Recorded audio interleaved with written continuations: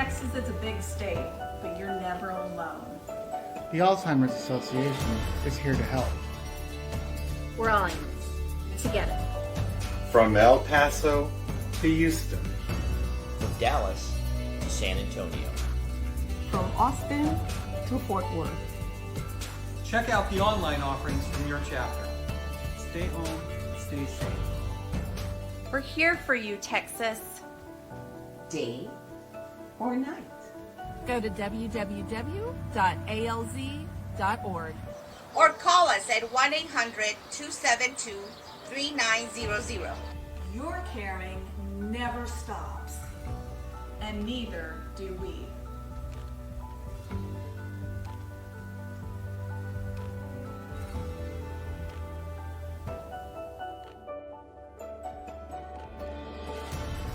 Good morning, everyone. Thanks for joining us today. My name is Maxine P. I'm the Program Director for the Alzheimer's Association Capital of Texas chapter. We are very pleased to have this event today. This is our second Caregiver Conference in Georgetown. Unfortunately, we cannot be in live or congregating today, but we can definitely bring the education and information to you via the virtual platform. We have great speakers today. We hope that you join us and stay with us throughout the day. Just want to thank you once again, all our speakers and participants today for joining us. First up, we have our fearless Program Director for the San Antonio and South Texas chapter, Jenny Funk. Jenny moved here from Wyoming to San Antonio back in '89 to attend Trinity University, graduating with a Bachelor of Arts in Psychology. She then later graduated from Our Lady of the Lake University in '96 with a dual master's degree in counseling psychology and marriage and family therapy. As I mentioned, she's currently the program director for the San Antonio and South Texas chapter, and also a research champion, meaning that she can be called upon to do the presentations regarding research and the latest conversations around that. Her interests include caring for family, friends, love music, movies, dogs, advocacy, and anything that to do with seniors. So, and also my former boss. So with further ado, here's Jenny. Hi, good morning. Can you all see my screen? Yes. Okay, great. Thanks so much, Maxine. It's wonderful to be here with you this morning. I am going to talk fast just because there's so much happening in the research world right now. And again, we can schedule this for more time, I promise, in the future. Okay, so just a little bit of a background. The Alzheimer's Association, we are involved not just in funding research here in the United States, but worldwide. If you've ever wondered what our logo is, that abstract is really, there's really the background behind it. We're about people and science. Absolutely, our mission to find a cure for Alzheimer's and all other dementia. I'm going to go quickly through some of these just to lay out again that, when we were talking through this, dementia is the broad overview term of decline in cognitive abilities. And we know still that Alzheimer's is still today the most prevalent form and cause of dementia, followed by the other three top most prevalent dementias. I think one reason they add this slide in is just to make sure everyone knows that not only is our research involved in Alzheimer's disease, but again, across all of the other dementias as well. We know we know more now than we have ever known about research, and that MCI is something we are going to hear much more about in the future, mild cognitive impairment. We know that mild cognitive impairment is a known risk factor for dementia. We know that everyone who experiences dementia passes through mild cognitive impairment, but we also know that if someone develops mild cognitive impairment, it does not mean that they will absolutely go on further to develop Alzheimer's disease. This is an area where much more additional research is needed. Just a little bit of the background. We know that Dr. Alois Alzheimer, more than 100 years ago, was the brilliant doctor who discovered this disease in his patient, and therefore it was named after him. That's how we arrived at this very kind of difficult word to spell and say, but it was the doctor. And at that time, that really was an incredible time of scientific revolution, where the development of better microscopes and better tissue staining techniques in the brain tissue of an individual after they passed away, that was really a landmark presentation and a time of scientific revolution. Well, the good news is we are once again, this much later in history, in a time of a revolution. So we'll talk about that here in just a second. Of course, we go into this much more in detail in one of our other presentations, but all of these areas are currently being researched because these are the top risk factors, which of course I would say that's about one of the most often asked questions we receive. Well, if this is in my family, for example, does that mean that I'm going to develop this or future generations? So we know that age is still the number one risk factor. So whether you have this in your family or not, that still is up at the top of the list.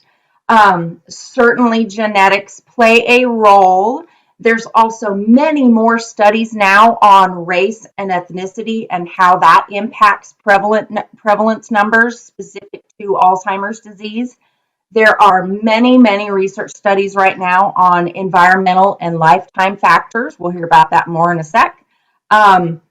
Certainly more than ever, cardiovascular health is now the research is showing how much our heart health is related to our brain health.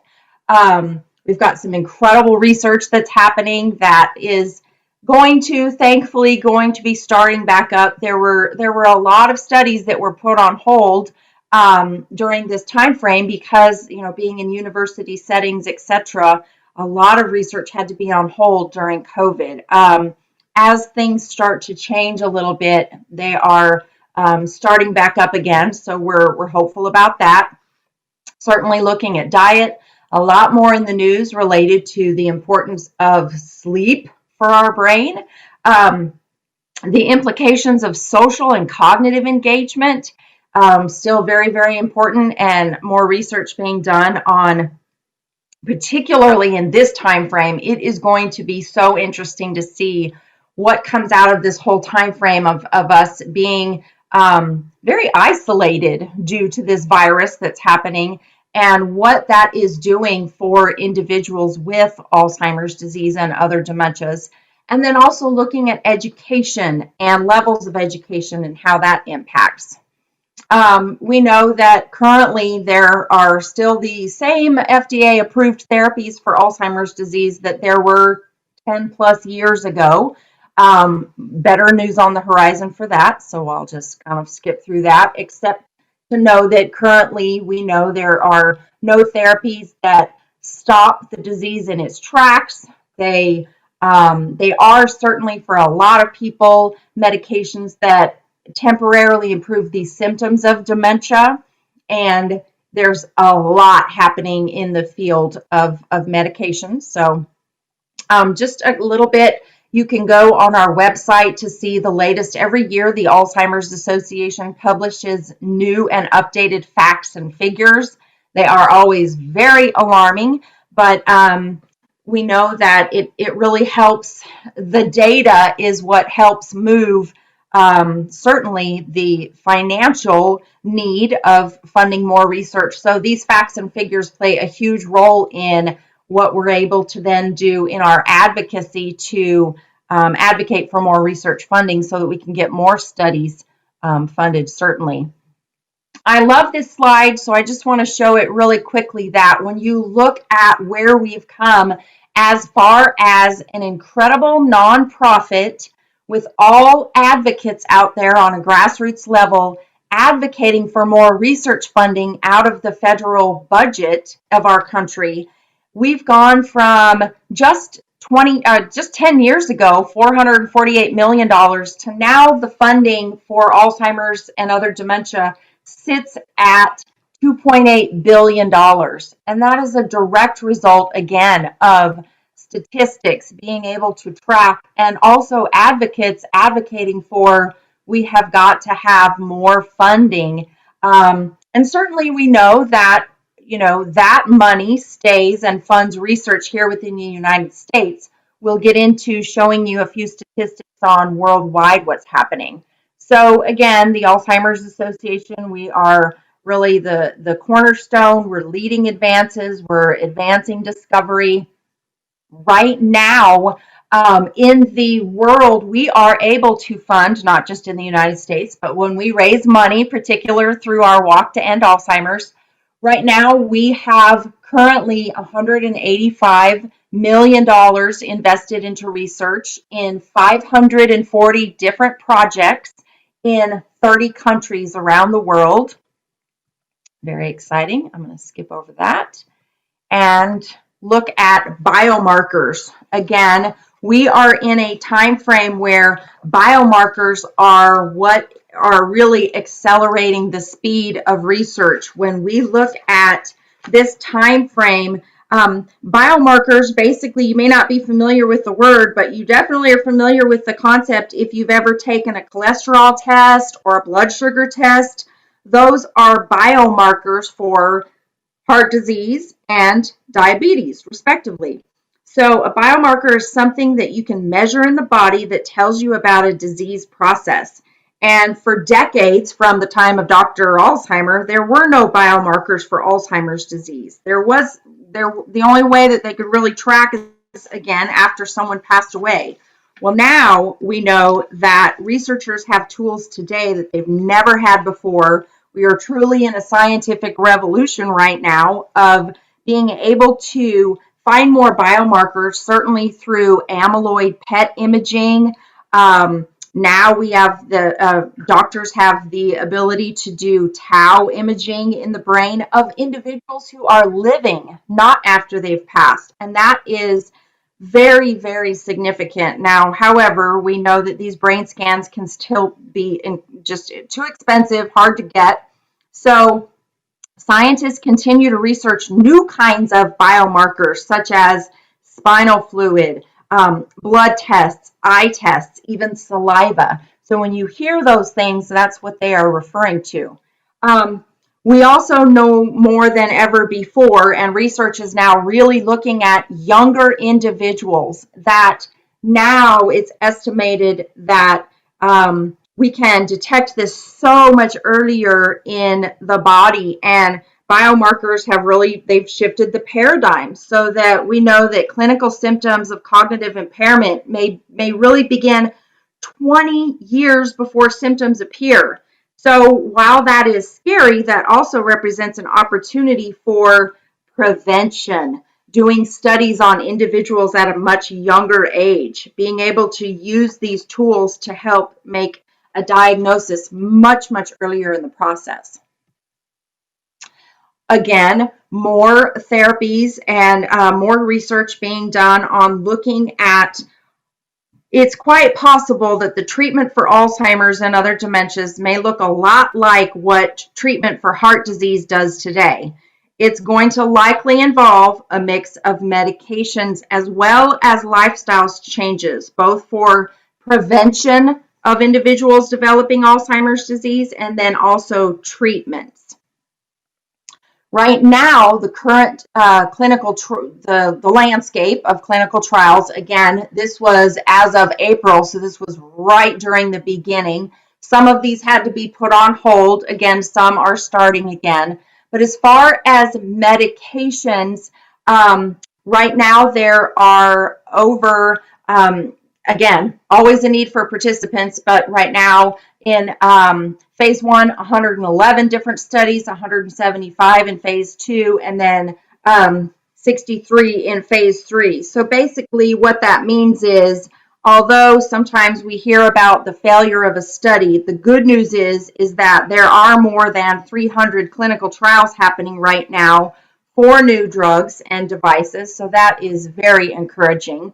This slide has a whole bunch of stuff on it. I promise we're not going to have a test of all this, but basically what this means is that the Alzheimer's Association, we leave no stone unturned. Researchers are looking at every possible avenue that makes sense. And so we are funding studies in these areas and more. And this is just a sample of some of the diverse approaches that researchers are really taking to create better mechanisms. So we know there are a lot of different areas in research right now. You may have heard of Part the Cloud, which is the Alzheimer's Association partnered with Bill Gates to raise an additional $30 million to double what Part the Cloud investment and research was at. So now there are $60 million going into clinical trials that are focusing on these three particular therapeutic approaches: brain cell metabolism, the energy process, brain cell, what they call the trash and transport system, and then blood vessels of the brain. Again, the overarching theme for these clinical trials will be neuroinflammation. And we hear a lot more now about what does inflammation, how is that impacting the prevalence of someone having Alzheimer's disease. Certainly, we know that there are also more than ever studies being done on what about the quality of life for people currently living with Alzheimer's and dementia. We know that these are, while finding the underlying cause of Alzheimer's and other dementias, those are so important. But again, the clinical trials are now underway looking at therapies that are going to be important to improve the quality of life for people right now living with the disease. And we know that there are currently no medications for approved for use with individuals who have dementia for non-cognitive symptoms. The ones that can be really the most difficult: agitation, aggression, hallucinations, delusions, apathy, those type of things. So that's another important area that's happening in research. You may have heard the Sprint Mind study. This is huge. The latest news is this one is all about controlling blood pressure. They did a study with over 9,000 people, which that's really a key point. When you hear about something either on the web or maybe in the news about a research study, the first thing you want to really look at is the size of people that the study was done on. That's a significant indicator of really how, I don't know what the word maybe vetted, but the importance of looking at a lot of individuals. And so what they found is that results of this were very, very significant, that they tested whether intensively treating blood pressure would decrease the risk for developing cognitive impairment and dementia. And you can see there on the right, there were significant data that came out that showed that, yes, using blood pressure medications, looking at diet, exercise to control blood pressure, those are a significant area of the potential for reducing risk for, again, mild cognitive impairment all the way up to dementia and Alzheimer's disease. So that's the Sprint Mind study. There will be more on that for sure in the future. Again, why is that important? Looking at the impact right now, particularly for prevention. The U.S. Pointer study. Here is another, this is happening in the United States, where this is a very large-scale clinical trial to study lifestyle intervention. So there are, let's see, 4 places, now 5 in the United States that have over 2,000 participants. Again, this had to be put on hold temporarily due to COVID, but it's looking at lifestyle of individuals and lifestyle interventions, including self-guided as well as structured groups of individuals between the ages of 60 and 79 who are not currently experiencing memory problems, but they have a history of it in their family. And let me just show you some more about this. Again, looking at physical activity, nutrition, cognitive stimulation, and health coaching two different formats being done, the structured one and the self-guided one. And in this study, it's not just happening in the United States. Ours is called the U.S. Pointer Study. Worldwide, you can see it's called the Finger Study. And it shows in this slide the different countries that are either currently planning or implementing a finger-like, they call it the Finger Study. It was started in Finland, which is how it got that name. But it shows the purple countries and then the orange countries where they're currently planning or negotiating a finger-like study. So this is going to have so much information worldwide to be able to look at lifestyle intervention and also across different regions, demographics, etc. So really incredible. This U.S. Pointer is the first one in the United States with again, over 25 different countries participating. Delaying the onset. This slide just really shows the importance of if we could change the trajectory of Alzheimer's disease, the impact of that. If we develop a treatment by 2025, which if you think about it is not just, it'll be here in a blink, that would delay the onset of Alzheimer's for just 5 years, we could be looking at 5.7 million people that were expected to develop Alzheimer's disease that would not. So the urgency of research and more funding for research is more than ever. Let me talk about Trial Match really quick. Trial Match is and I'm right at 9:30, so I'll wrap up. Trial Match, please check out this website if you are interested in clinical studies. This is how, every study needs participants. If you want to see if you or your loved one might potentially be a match, Trial Match is where all studies nationwide are in, so you can check that out. Again, looking at this is a more exciting time in research than ever before. Please put this on your phone, Science Hub. If you want to read any more or learn any more about this really brief presentation this morning, our Alzheimer's Association Science Hub is the place to get it. We love it because you can understand what's on there. It's not too clinical for those of us who are not in research. And just to wrap up, there's our phone number and our website. I hope I didn't go over too far. Presentation. Talked really fast. There's just so much information, but please check out Science Hub, as well as we're putting in the chat some of the highlights that came out of our international conference that was actually held this summer. Even though it was virtual, they still held it, and it featured just thousands and thousands of research studies and their updates. So it was there's a lot that came out of that as well. We'll put that in the chat. Thanks, Jenny. Thank you. So far, I don't see any questions, but so if they want to reach out to you in regards to making sure to schedule this presentation, is it open just to Alzheimer's Association or to other organizations as well? Yes, we can definitely, we can absolutely schedule this presentation.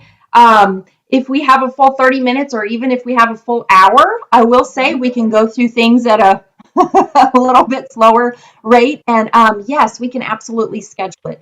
The one thing that they ask is that all of this information is on Science Hub, so you can go get it. The one thing we are not supposed to do is necessarily send out this PowerPoint because everything changes. Everything is really constantly changing. So they don't want information out there that's old. But again, if you have questions about any of this, you can get it right off of Science Hub or at our website, alz.org/research. Perfect. Thank you so much, Jenny, for participating today. We really appreciate it. Hi, everyone. I'm going to introduce our next speaker. She is a wonderful, wonderful person who works for a wonderful organization. Her name is Dura Sims. She's a care navigator with True Heart Hospice and Palliative Care, a woman and nurse-owned business. Dura is a proud mother of 2 grown children and a rescued boxer. I have one. I love boxers, all of whom she loves beyond measure. Her first experience with hospice was as a 16-year-old girl caring for her grandmother who had dementia. Hospice helped her grandmother stay home and provided support for the remainder of her life. She knows firsthand how invaluable hospice care is. Vieyra has over 20 years experience in the medical field, with 10 of those years focused on dementia and end-of-life care. She shares true heart's belief that even though you might have a terminal illness, it doesn't mean life is over. True Heart Hospice and Palliative Care is here to make sure your life, the rest of your life, as pain-free and comfortable as possible. Welcome, Vieyra. And now we're going to make Vieyra a co-host. All right. So join us. Perfect. That should hopefully work. So again, I'm Vieyra Sims. I'm a care navigator with True Heart Hospice and Palliative Care. In today's presentation, we're going to cover quite a few topics today, but we'll go through them very quickly. And then, of course, there will be time to ask questions if you choose to at the end. So there's oftentimes, if you would like, just sorry to interrupt. If you would like to just press to start the PowerPoint, it'll come up and we'll see the specific slide. Oh, are you not able to see it? No, just from beginning, and then it'll. Yep, now we can. Thank you. Awesome. Okay, great. So you're able to see everything now. So the topics that we're going to go over today will be the difference between hospice and palliative care. There's a lot of misconception as to what the two are and when should you start one, or what makes you eligible for one or the other. We'll go over the goals of hospice and palliative care, when to consider both hospice and palliative care, the stages of hospice care, what's considered a terminal diagnosis, what qualifies you for hospice, can you quit a hospice service, what are the cost and payment methods, and then are all hospices created the same, and then how do you request an evaluation. So the difference between hospice and palliative care, move this out of the way here, there we go. The difference between hospice and palliative care is they are both free services and both aim to provide a better quality of life and relief of symptoms and side effects for people. Each have a special care team that addresses a person's physical, emotional, social, mental, and spiritual needs. Although hospice often includes palliative care, they are not the same thing. So the distinguishable differences between the two are: when is hospice given? Hospice is offered and provided for patients during the last phase of an incurable disease or near the end of life. So doctors will often refer to the last 6 months of your life. Although the last 6 months, hospice is not going to make death come sooner, and it is not going to postpone death. But that is on average, if the disease state that you were brought on hospice for were to take its course, you would see that on average, it's about 6 months or less. So palliative care is offered and provided at any stage of a serious illness, and it's in combination with other curative measures such as home health, physical therapy, and other things. Hospice care is provided when there is no active curative treatment. So you're no longer trying to cure your diagnosis or your disease, but you're trying to manage those symptoms and side effects.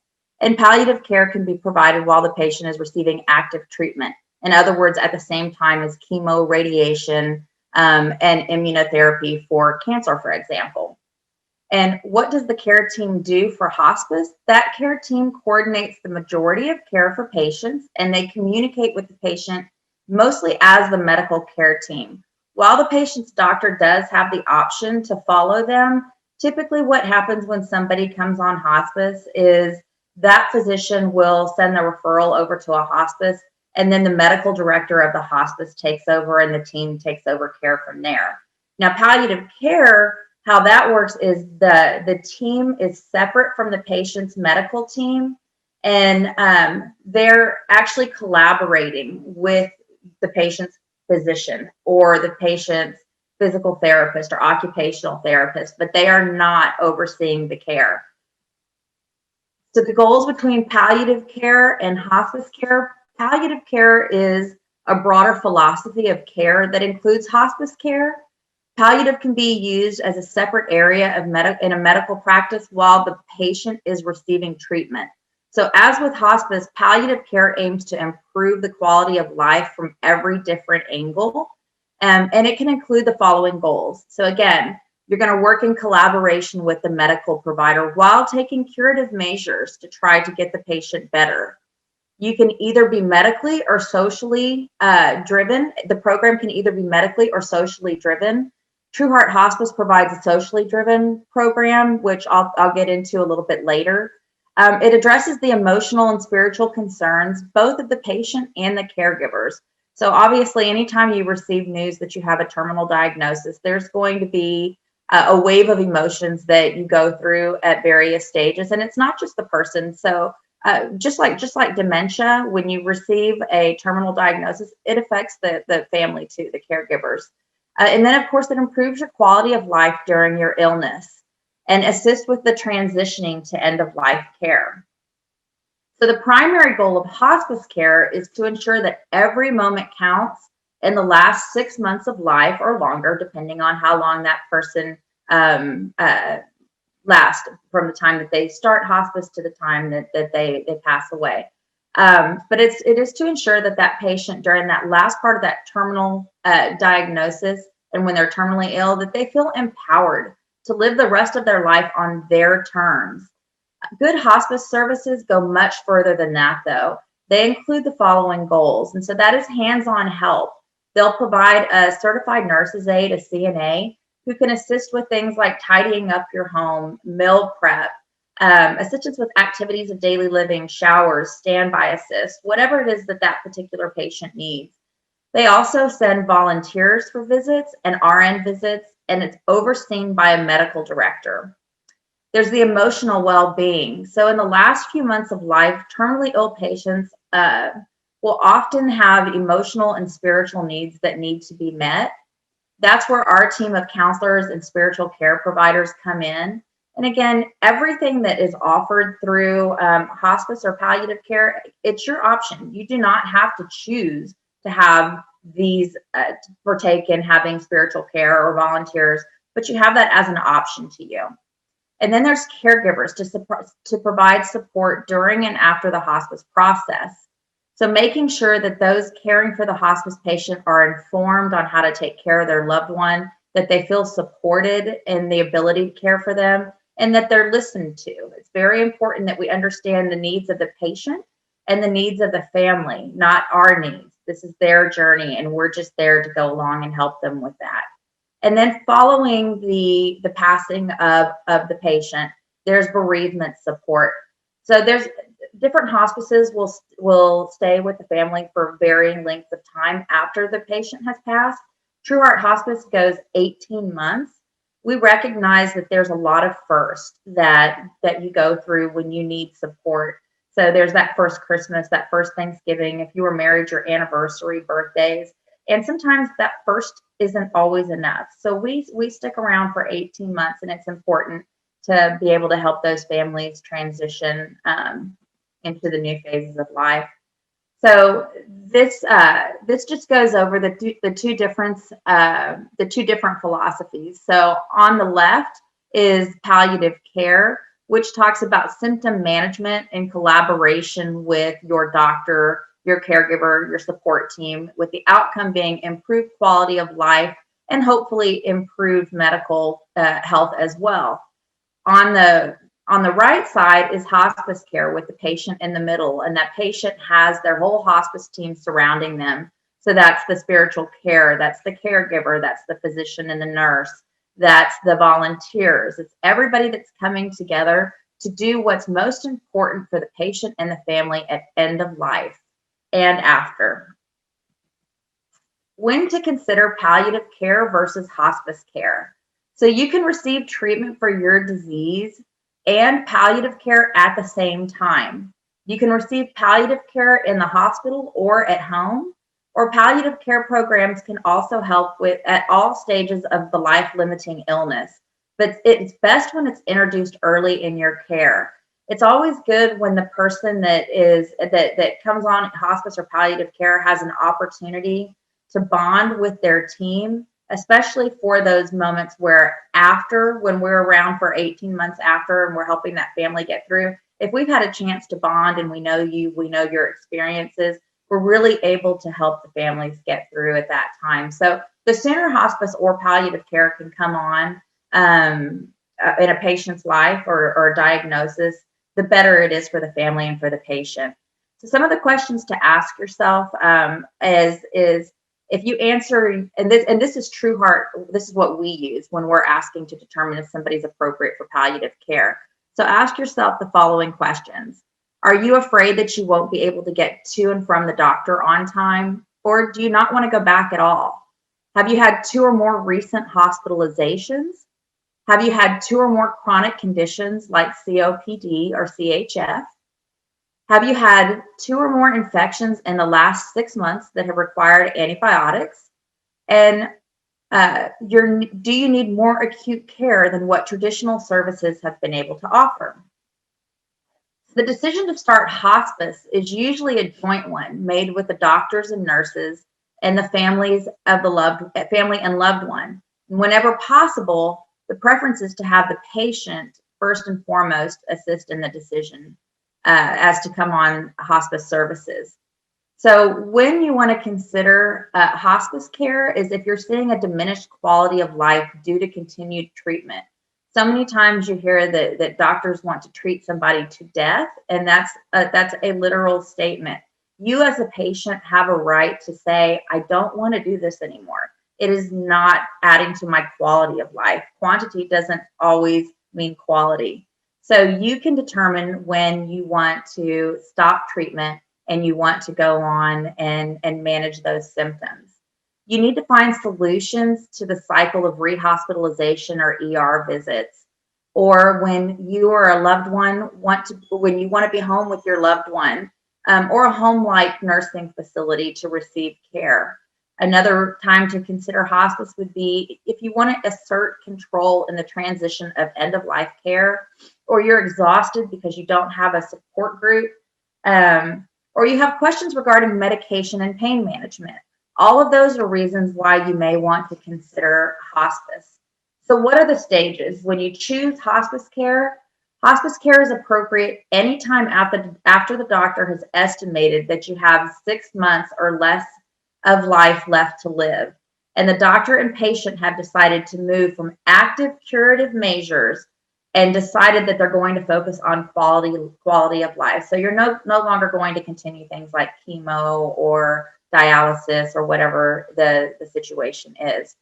The prognosis might mean the person has several months of a rich, full life in front of them, or it could be just a few days. Hospice care can help anyone on that spectrum with a full range of direct care, emotional and spiritual support, advice, and information.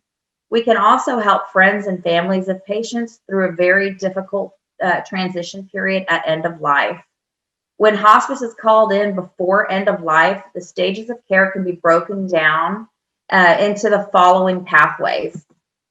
The stages of hospice, really 1 and 2 kind of go together, but 1 is the planning of end of life care. So we believe the patient should be encouraged to make decisions regarding the care in advance whenever possible.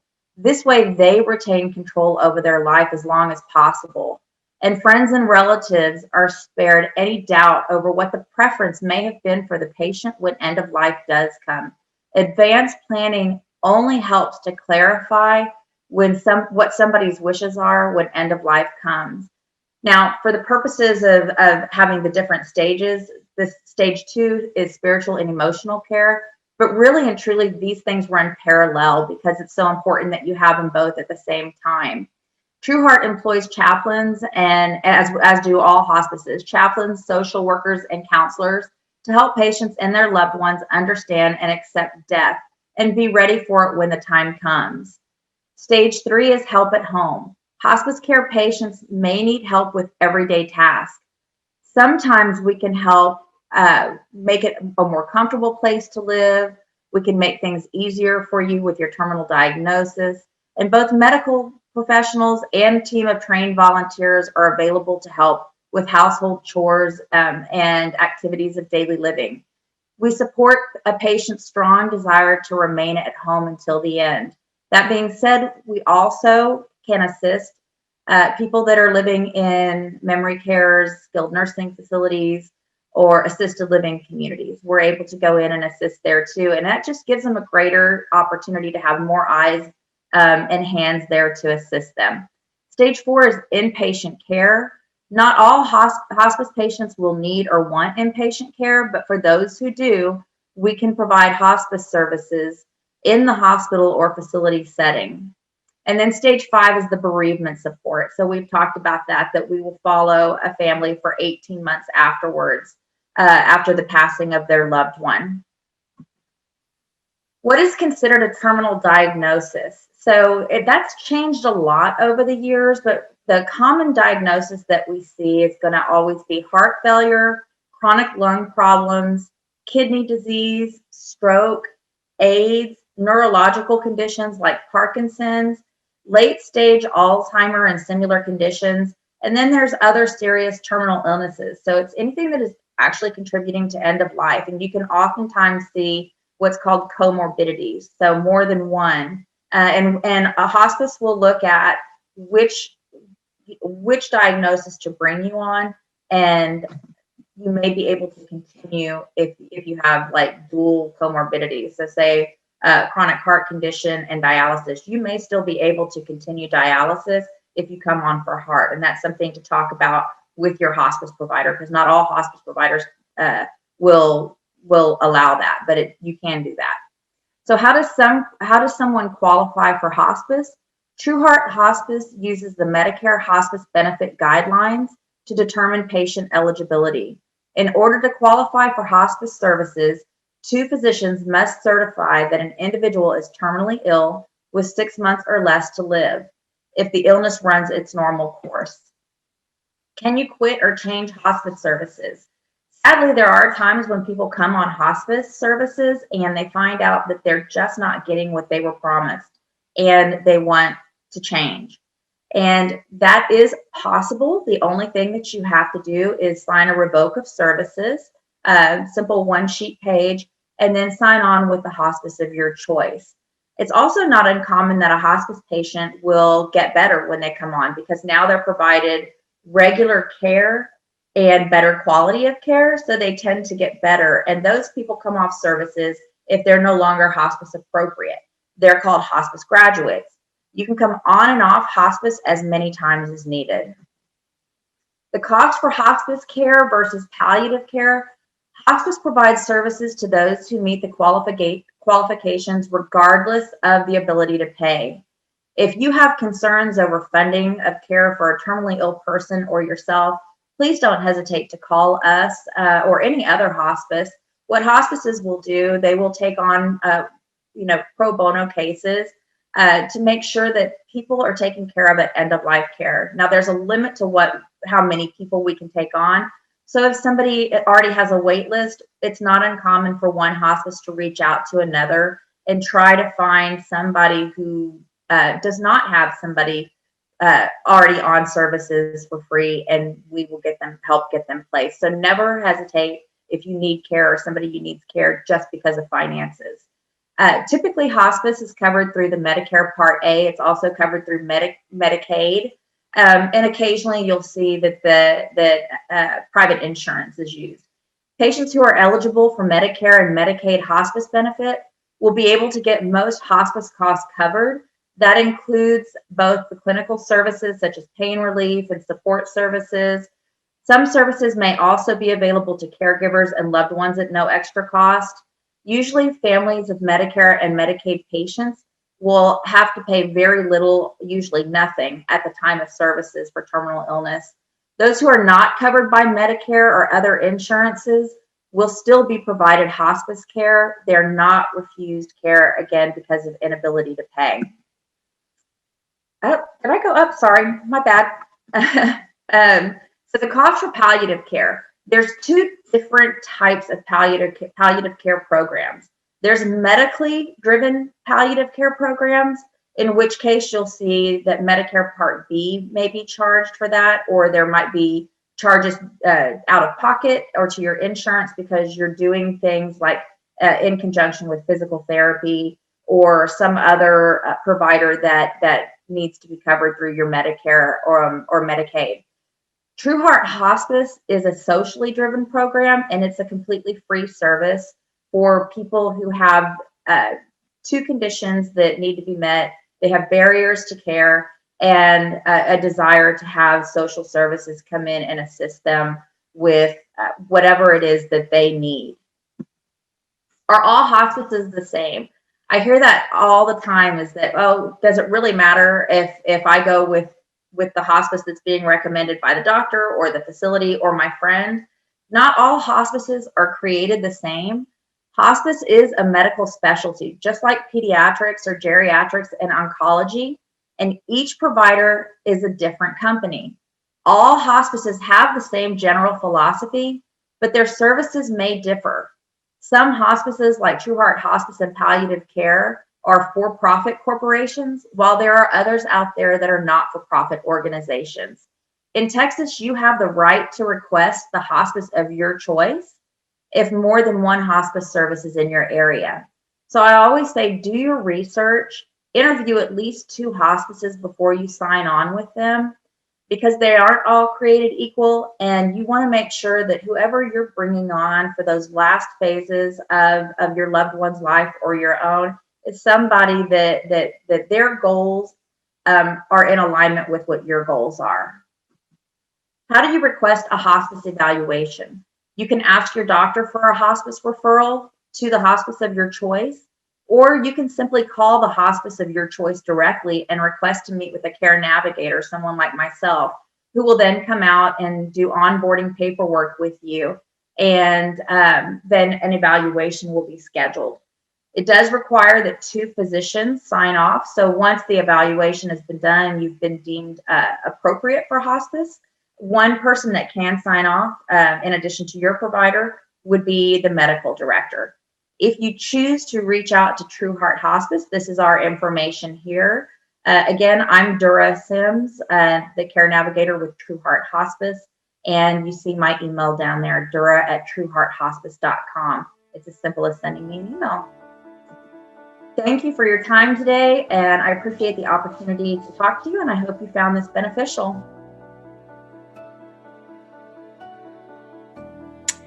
Thank you, Dura. I really appreciate it. Any questions from our panelists or attendees? I do. Thank you very much. Thanks for presenting.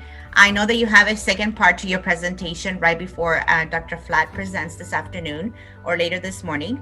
Thank you for that, and we will come back to you in a few minutes. Up next is the Area Agency on Aging. We have Rhonda Thomas talking about the services that are being provided through them. And let me cue that up right now. Oh my God. Safety and well-being of older adults and their caregivers in the 10-county capital region since 1981. All our services that you see listed here are provided at no cost to individuals. We do not have income eligibility requirements, but we do try to reach target populations that include low income, rural, and most at risk for institutionalization. Most people can be assisted over the phone. Information referral and assistance phone line is where you can speak with our trained specialists to connect you with Area Agency on Aging services and supports. They can also provide information on local resources as well as additional information. One of the programs that few people realize is provided by the Area Agency on Aging is our nutrition program.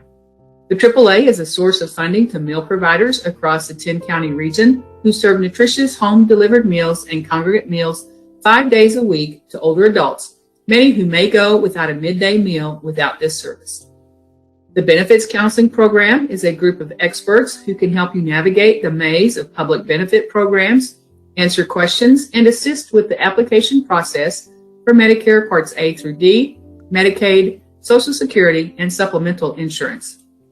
Our Care Coordination Program team assesses the individual's needs in order to link them to a full range of in-home services, such as homemaker, personal assistance, minor home modifications, and emergency response systems. Our caregiver support program supports family members who are caring for adults 60 years or older, or a primary caregiver for an individual of any age with a diagnosis of Alzheimer's or disease-related dementia. Also, grandparent or non-parent relatives age 55 or older with formal or informal custody of a child age 18 or younger. The Ombudsman program has specially trained advocates for residents of nursing and assisted living facilities. They help develop positive relationships with residents and the facility staff to ensure issues are resolved in a positive manner and that residents' rights are preserved. Our health and wellness program has workshops that provide tools to maintain health and safety for sustaining independence. All programs are evidence-based interventions that have been proven to help older adults to improve their quality of life for the long term. Check our website for upcoming workshops. The Aging and Disability Resource Center of the capital area is a single point of entry for individuals of any income or age to access long-term services and support programs and benefits. Please contact us for more information about rewarding volunteer opportunities at the Area Agency on Aging of the capital area. Thank you so much for your kind attention. Please contact us at the numbers and websites listed here. First, thank you so much to the Alzheimer's Association for convening this group, ourselves and caregivers. Every caregiver I meet, a lot of caregivers I meet will frequently say, oh my gosh, I wish I knew about this when I was caring for my mother. So every place we can get to, every event like this we can participate in really helps reach that caregiver. And it may be that one caregiver that's really in need of it today. So thanks so much. I wanted to just, my background is, as far as caregiver goes, is very interesting in that the place that I really learned about caregivers and about their challenges was at a day program that I ran for caregivers caring for people with Alzheimer's and related dementias. When I started, I didn't know much about it, but I learned quickly, and I really started to understand what the caregivers are up against. Caregiving kind of seems to creep in, like people don't really realize and don't call themselves caregivers, but they're already picking up groceries for mom. They're already helping out with some finances. They're already taking care of all the doctor's appointments. Then they might have to start going over and cleaning up the house. Then they might have to think about, dealing with transportation issues. And so little by little, the priorities of that particular family change so that they can help their loved one. And the way that it creeps in is what keeps people, I think, from asking help, because they start to think, oh, I got this, I can do this, this isn't such a big deal, I'm just adding one more thing. But oftentimes, as we know, they're working at the same time. They might, even in this day and age, be caring for children at the same time.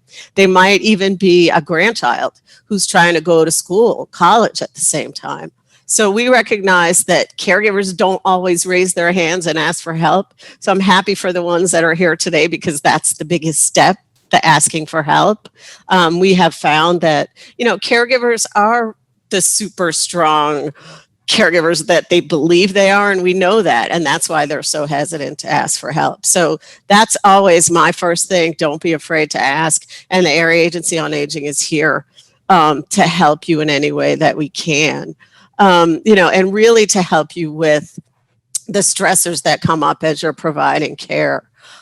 We look at it more as a way, caregiver support, as a way to help refresh and renew and allow you as a caregiver to return to what you do best. You are your most valuable resource. So the main service that we provide through our caregiver support program is respite. And respite is just that relief for the caregiver, so they can take a break, rest, renew, go take care of themselves. We provide respite services in two different ways. We have contracted vendors, which can come into the house from agencies to provide, a number of hours, a few days a week, so that the caregiver can get things done that they need to, and or someone can check on mom while they're at work.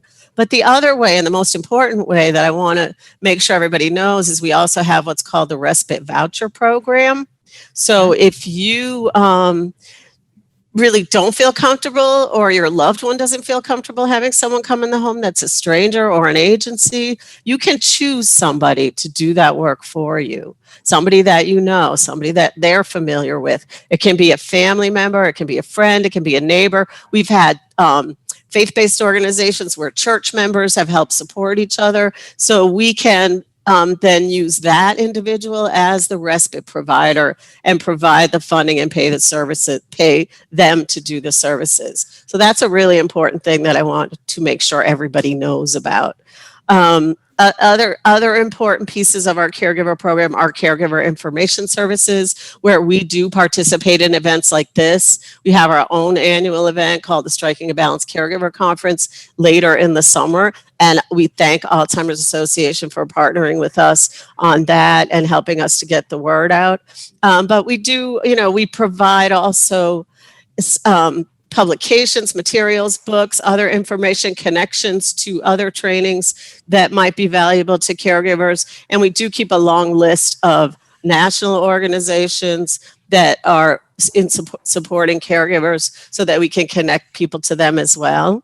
We have a similar service, but this is more one-to-one. And it is a service called Caregiver Education and Training. And this one is more individualized. And in our shop, it is very specific to caregivers caring for people with Alzheimer's and disease and related dementias. We send in a specially trained consultant to actually sit with the family and go over, what they might expect, what it's going to look like over time, what are some of the things they're going to need to start to plan and pay attention to, plan for and pay attention to. Also, the consultants get into some of the family dynamics, some of the issues of, how do I get my dad to accept help from somebody else because he really only wants my mother to provide that care.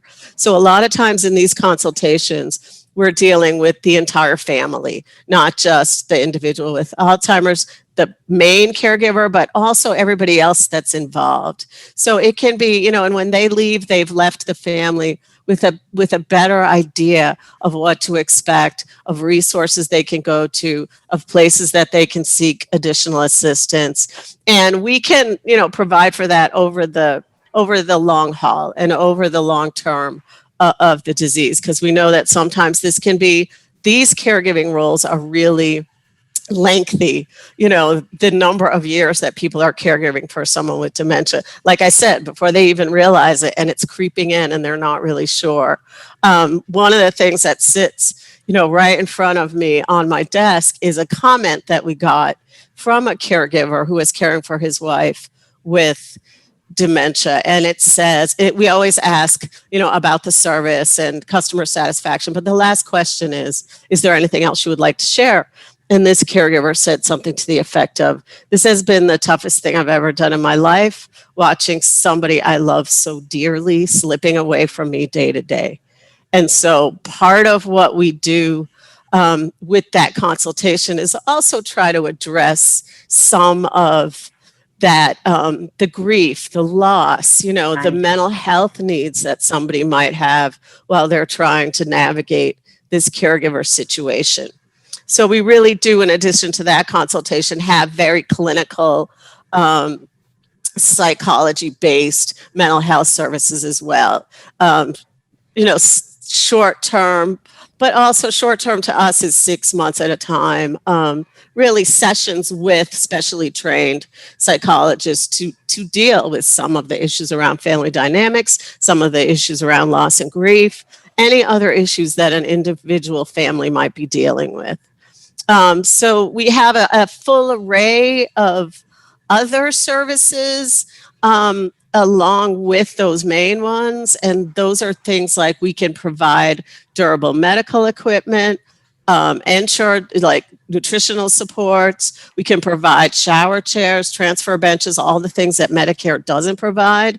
And I will remind you, as Rhonda said in the video, we do not charge for our services. We are tasked to ask for voluntary contributions, but these services are all paid for through the Older Americans Act and your federal tax dollars. So nobody should be afraid to ask. Nobody should feel like, oh, I can't ask, somebody else has to do that. We have learned over time that it's really not,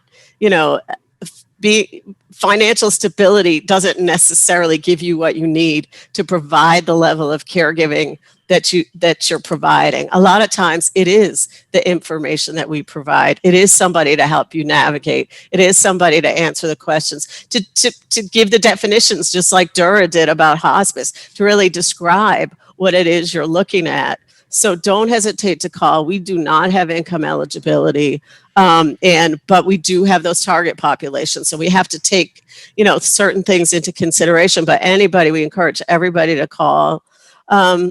We provide adult daycare services. As you know, adult daycares are not really available right now during COVID, but a lot of them are doing virtual types of activities with people. So that's something that I want y'all to be aware of as well. Very easy to access through Zoom meetings similar to this, where they're doing everything from exercise classes to educational classes. Some are doing crafts classes, and not only the Age of Central Texas is one of our adult daycares, but also, if your loved one is still able to, even places like your local parks and recreation are trying to do some classes as well.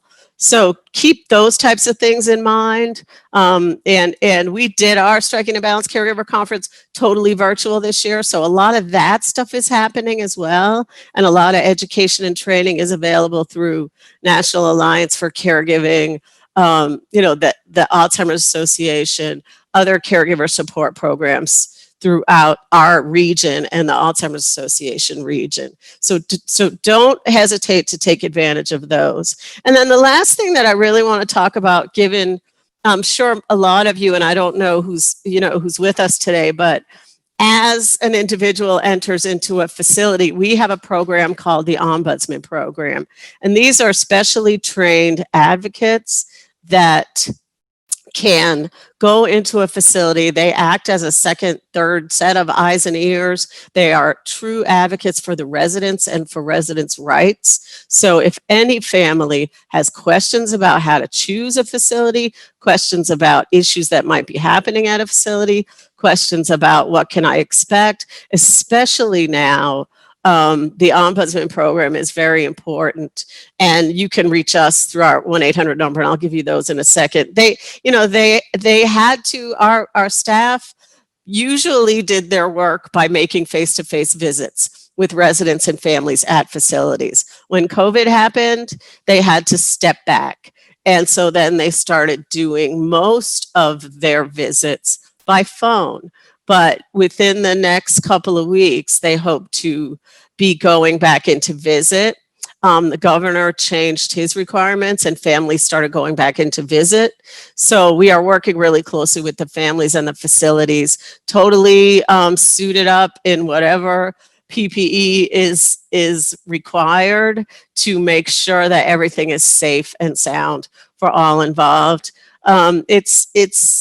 It's of course a little daunting, but it's also very important because the ombudsman really can be that person that the families or the individuals themselves reach out to, that can really solve a problem before it ends up going to regulatory, before it becomes a bigger problem, and before it's harder to solve. So we want to make sure everybody knows about the Ombudsman Program. And last but not least, it is benefits. It is Medicare open enrollment time, which a lot of you probably know. We have specially trained benefits counselors, which are helping people right now through December 7th to either first time sign up for Medicare or come back and change Medicare Part D prescription drug programs or make any other changes that they have to make. So that's a very important service that we provide, well, for all people. Caregivers can really benefit from that because keeping up with the Medicare programs, the Medicare savings programs, all of those things can really help access the rest of the care for your individual. So I'm gonna go look at the chat because I think there was a couple of questions. Actually going to, hi, thank you, it's Haydee. Yeah. I wanted to save the questions for last, so Okay. we'll move Okay. on to Josie, and then we'll have all of you That'll be great. That'll be great. Yeah, thank you. Thank you. Patty, that was great information. We really appreciate it. And in addition to Patty's services, I just want to say that, you know, it doesn't matter where you live in the country, you can always find an area agency on aging. While the services may vary somewhat, it's always a good resource and a starting point for many families, and always sometimes the very first stopping place for many families to participate and get services and more information. Up next, Haydee, we have a gift of time with both Vic Figarelli to talk about Camille's Memory Cafe, and a gift of time with in Georgetown with Josie Zamora. Can everyone see the screen now? Yes. Okay. All right. Thank you. Appreciate that. Okay. So a gift of time, our mission is to make a positive impact on those living with mild to moderate memory loss, caregivers, and the community at large. Who are we? A Gift of Time is a nonprofit organization. It is a 501c3 that was established in 2017. We are based in Georgetown. We're actually homegrown, as the saying goes. Our goal is to eventually open up a licensed day facility that focus on dementia. We would have a dementia day program. Currently, we have 9 board members. Most of our board are residents of Georgetown. We have 2 of our board members that also live in the surrounding areas. 7 of our board members have all been impacted by dementia, by either having a loved one who has lived with it or has had a parent who was diagnosed with Alzheimer's, and so they know the journey very well. Currently, we have 1 staff member that is me, the executive director, but we hope to continue to grow our program in 2021. We also are in collaboration with other community agencies. For example, the Alzheimer's Association. We are in collaboration with them to provide caregiver support groups.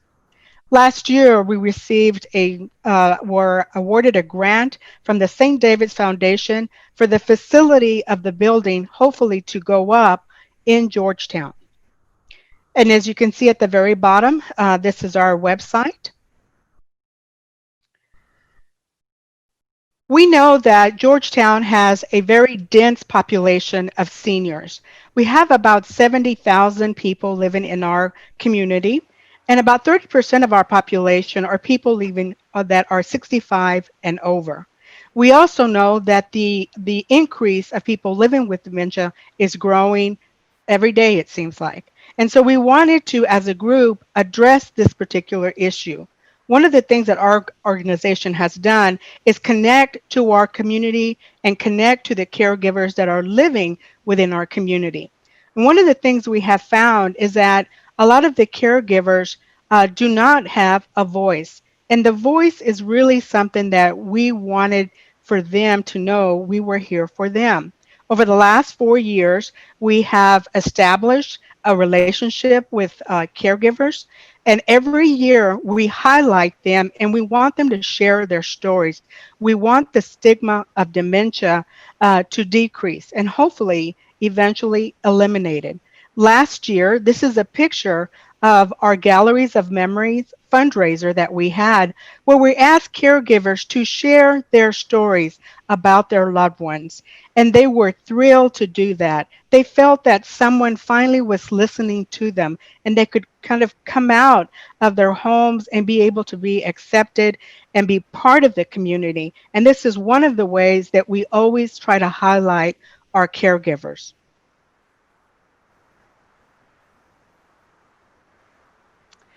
We were just about to start the conversation about building our facility and COVID hit. It was devastating, I know, to the whole world, our community, but especially our caregivers.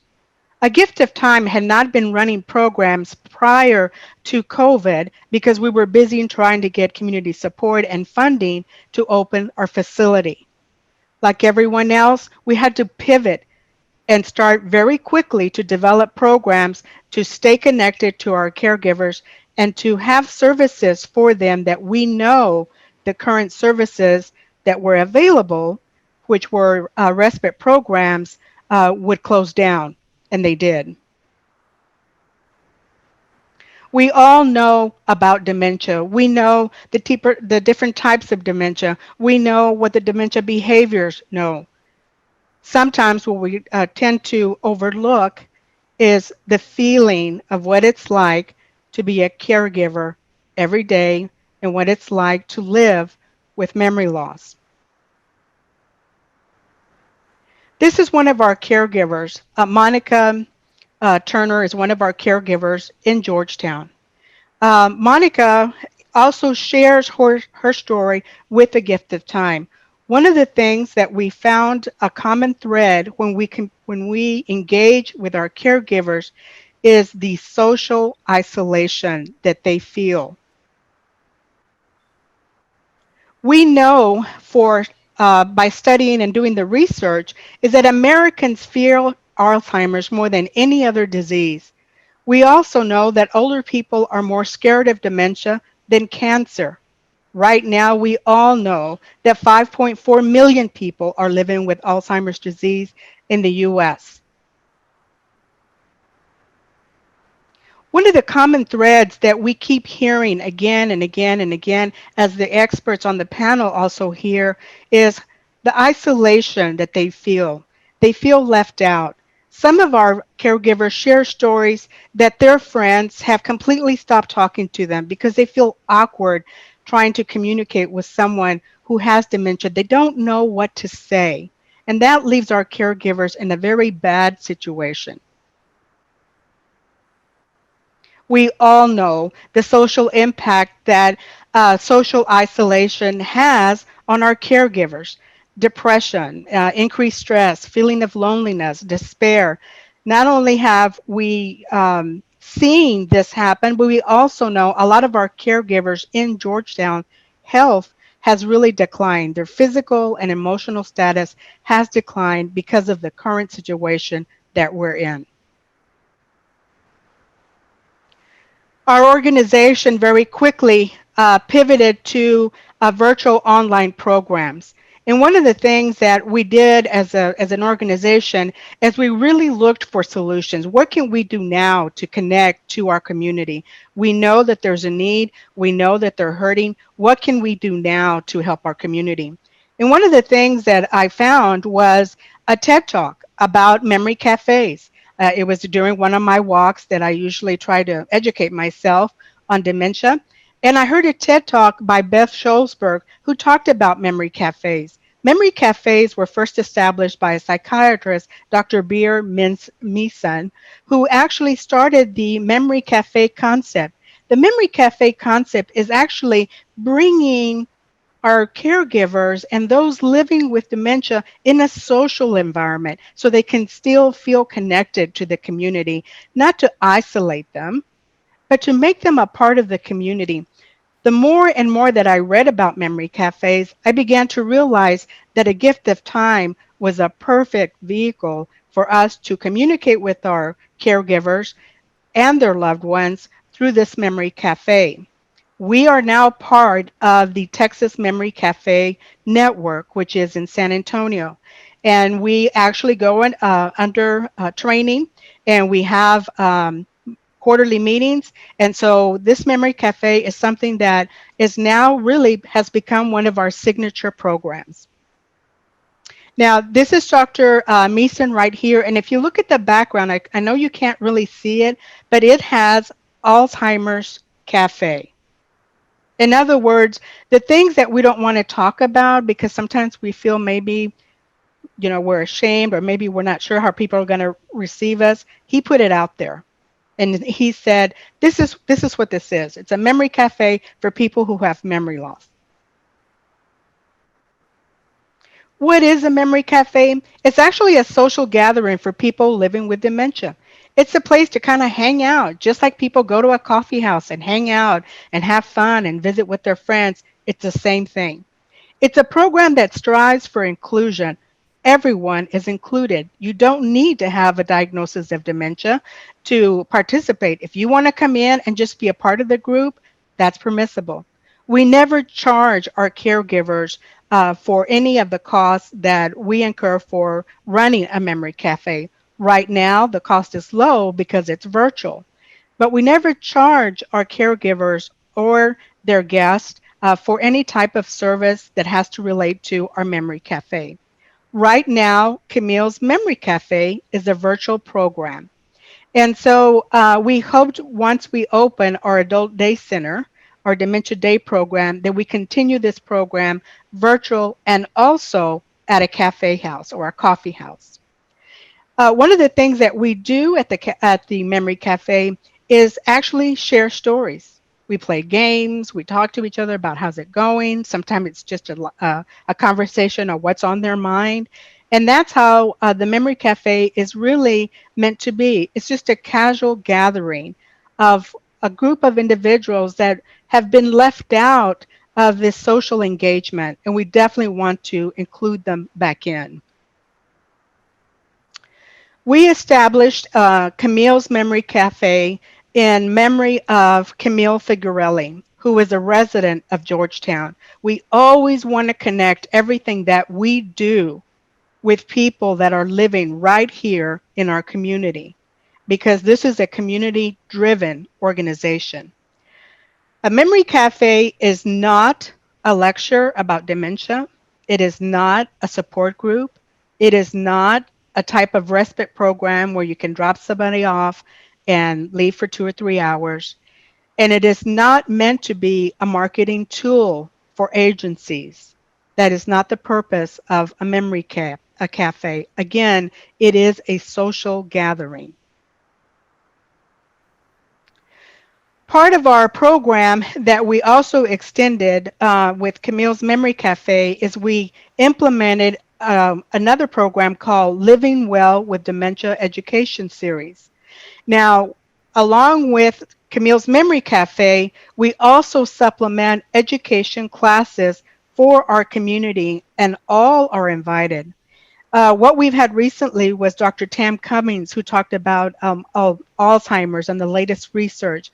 We have another program coming up about sleep in memory.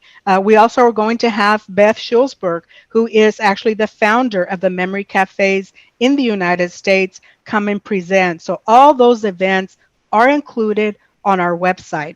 And we also, with our collaboration with the Alzheimer's Association Capital of Texas, provide caregiver support groups. A Gift of Time is, as I said, a nonprofit organization. We are homegrown. I've listed our website right there where you can see it. And let me see if I can bring that up real quick. Can y'all still see my screen? So this is our website. This is a Gift of Time's website. It lists all our program as well as all our events. So everyone is welcome to these to attend. They're all free. We do accept donations, but we don't want to charge anybody because we don't want them to not to attend. So all these types of different educational programs are all free. We are also listed in the Memory Cafe directory. The Memory Cafes are actually a global movement. There's about 800 different memory cafes. Dr. Mason, who started these memory cafes in the Netherlands in 1997, has really taken off. And so this is kind of a global movement for these memory cafes. They're in the Netherlands. They're also now most recently are in Brazil. The United States have several memory cafes running right now. So we are very proud to say that we are part of that movement with the memory cafe work that is going on. Now, one of the last things I'd like to mention about Camille's Memory Cafe is what we are seeing currently in our community when we're dealing with our caregivers. And on that note, what I'd like to do is turn it over to Vic Figarelli, who is actually one of our hosts for the program. He also is Camille's husband, so we named the cafe after Camille Figarelli. So I'd like for him to share what he is seeing as part of our interaction with our caregivers and their loved ones who are dealing with memory loss. So Vic, I'm going to hand it over to you. Thank you, Josie. Appreciate that. Might be a little useful, somewhat useful, just to back up a moment as to why Camille's Memory Cafe is so important to me. First of all, what my experience as a caregiver. Last year, I participated in the conference, the first conference that Alzheimer's Association put on in Williamson County. I shared my experience as a caregiver. And one of the things that I mentioned as a caregiver was the time I try to spend to keep my wife Camille engaged in a variety of activities, so she wouldn't be just sitting in not doing anything except eating and sleeping. That was a very, in many cases, a very taxing experience. So I know from the standpoint of a caregiver how much time and attention that is required. I was able to put her into a respite care caregiver program that was offered here in Sun City.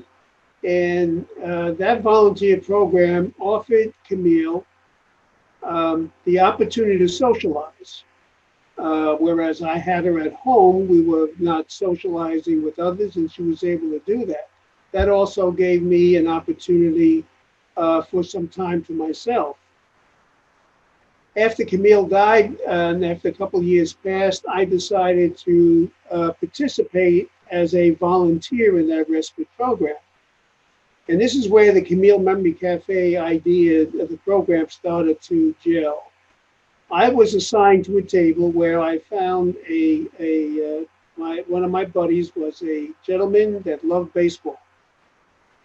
And he and I would start to talk about baseball of the era that he was most familiar with.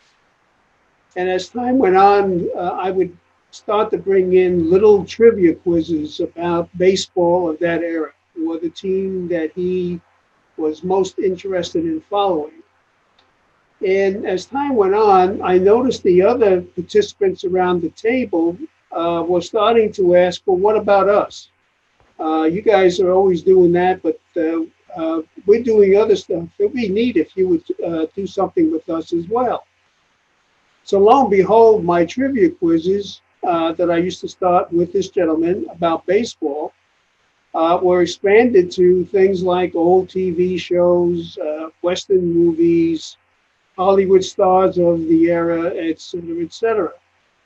Well, what that did is that got these people, it was less knowing the answer than it was getting them to tell their stories. And that was a very, very, I guess the word would be is it was a heartwarming experience to hear them share stories that were triggered by maybe some answer or some question about an old movie or an old TV show. Just at the beginning of this year, I got interested and involved with the startup of a program called Baseball Alzheimer's, Talking Baseball Alzheimer's. And it was pretty much, the interest was driven by the fact that this was an opportunity to bring together not only the people with memory issues, but also their caregivers. And it was a in-person gathering where we involved about 9 or 10 caregiver participant pairs.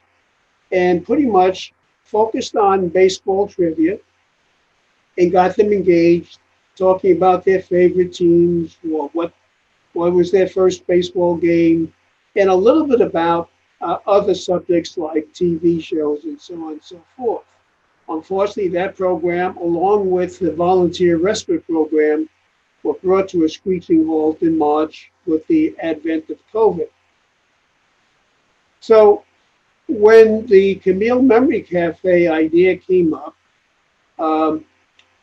initially we were kind of experimenting with what the programs would be. And in fact, we had a couple of of sessions where we had educational offerings. But we quickly realized that what was going to be the most impactful approach would be to engage the caregiver and the participant the way we have been engaging the participants in the Talking Baseball activity. In fact, two of my co-presenters are from that program. So today, we now have Camille's Memory Cafe broadcast or put on twice a month. And we have now broadened the program to include all different kinds of subjects, including sing-alongs.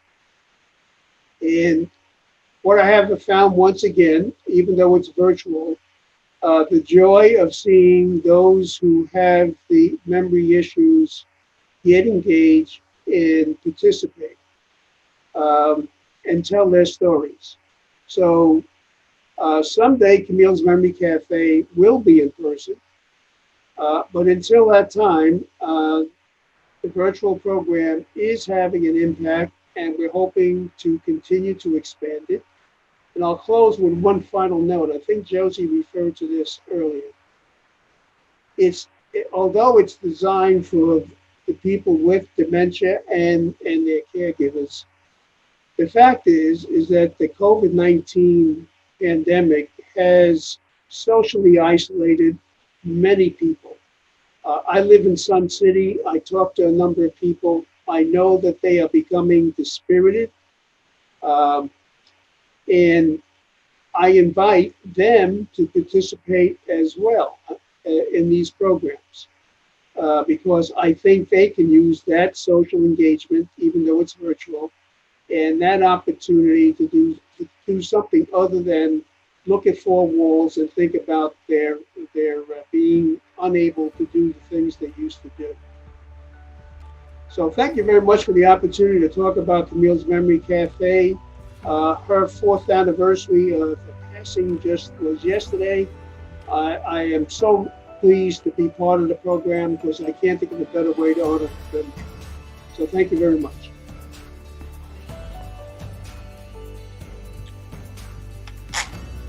Thank you, Vic. That was a great presentation. Josie, thank you for the presentation. Anything else that you would like to add?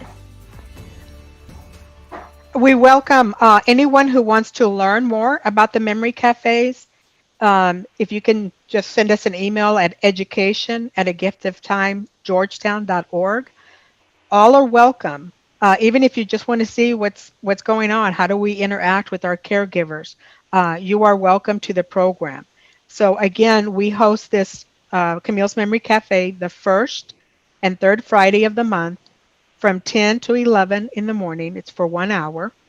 And so all are welcome. We don't have a limit of who can attend or not. So please join us. For those of you who run organizations, we encourage that you attend at least one session that you know. That way you'll know what's available also to the people that you're serving. So all are welcome to Camille's Memory Cafe. Yes, ma'am. What can I?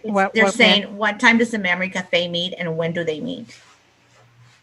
We meet the 1st Friday and the 3rd Friday of the month from 10 a.m. until 11 o'clock. So it's only 1 hour.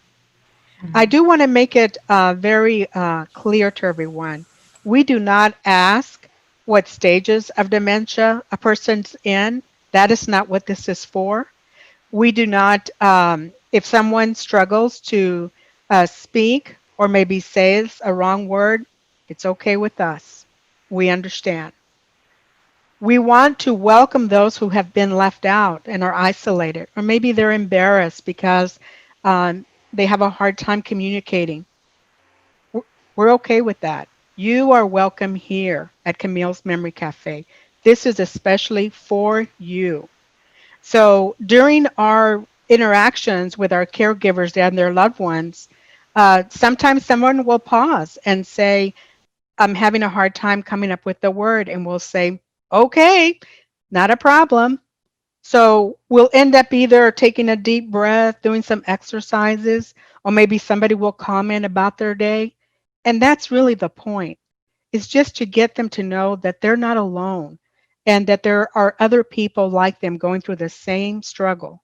And so all are welcome. We don't ask, if you're in the late stages, do you have MCI? We don't ask any of those questions. And so we want people to come with their joys and their worries and have a good time with us. Yeah, I think so. I am also getting some questions, but I want to include all our panelists. Dura, Patricia, and Josie, if you guys can answer the questions that we are getting, that would be great. Sure. I think you have one, Maxine, so you can go ahead. One of the questions was similar to what you just responded. They were saying that their mom has a hard time speaking. Is she still able to attend the program? You bet. You bet. This is exactly for her. We welcome her. Yes, we had a question about financial support. So if you could each share a little bit of information about what you can tell people about what financial support for care at home is available in your organization, or if you know of that resource. Thank you.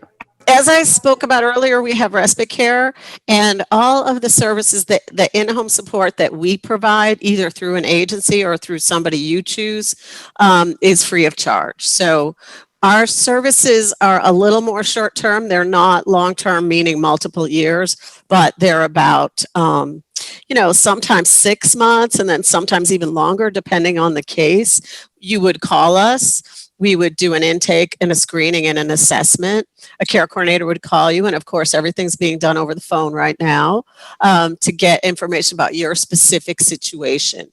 And then you work with that care coordinator to develop a care plan for services in the home. And the number of hours and the number of weeks really depends on your individual situation and the needs at the time. So don't hesitate to call us. Our 1-800 number is 1-800-622-9111. The local number is 512-916-6062. And be sure you ask for the Caregiver Support Program. And this is Dura with True Heart Hospice and Palliative Care. And so, as I said earlier, also in our presentation, we do pro bono work. Right now, we have a wait list, but we can always help somebody. Start my video. Hold on. Okay. Sorry, guys. But we always help and assist with finding other services as well. Our palliative care program, our social worker will go out and visit with the family and find out what their specific needs are. And then we coordinate additional services for them. And so a lot of times people don't realize that they actually do have access to different benefits like VA benefits, or they haven't applied for Medicare for whatever reason. Our social services will go out and help them fill out applications and find additional resources. And we do partner quite frequently with area agency as well, and APS. And in fact, APS is our #1 referral source. And so we oftentimes will find that if somebody needs short-term care, we reach out to area agency, or they will reach out to us, and we coordinate.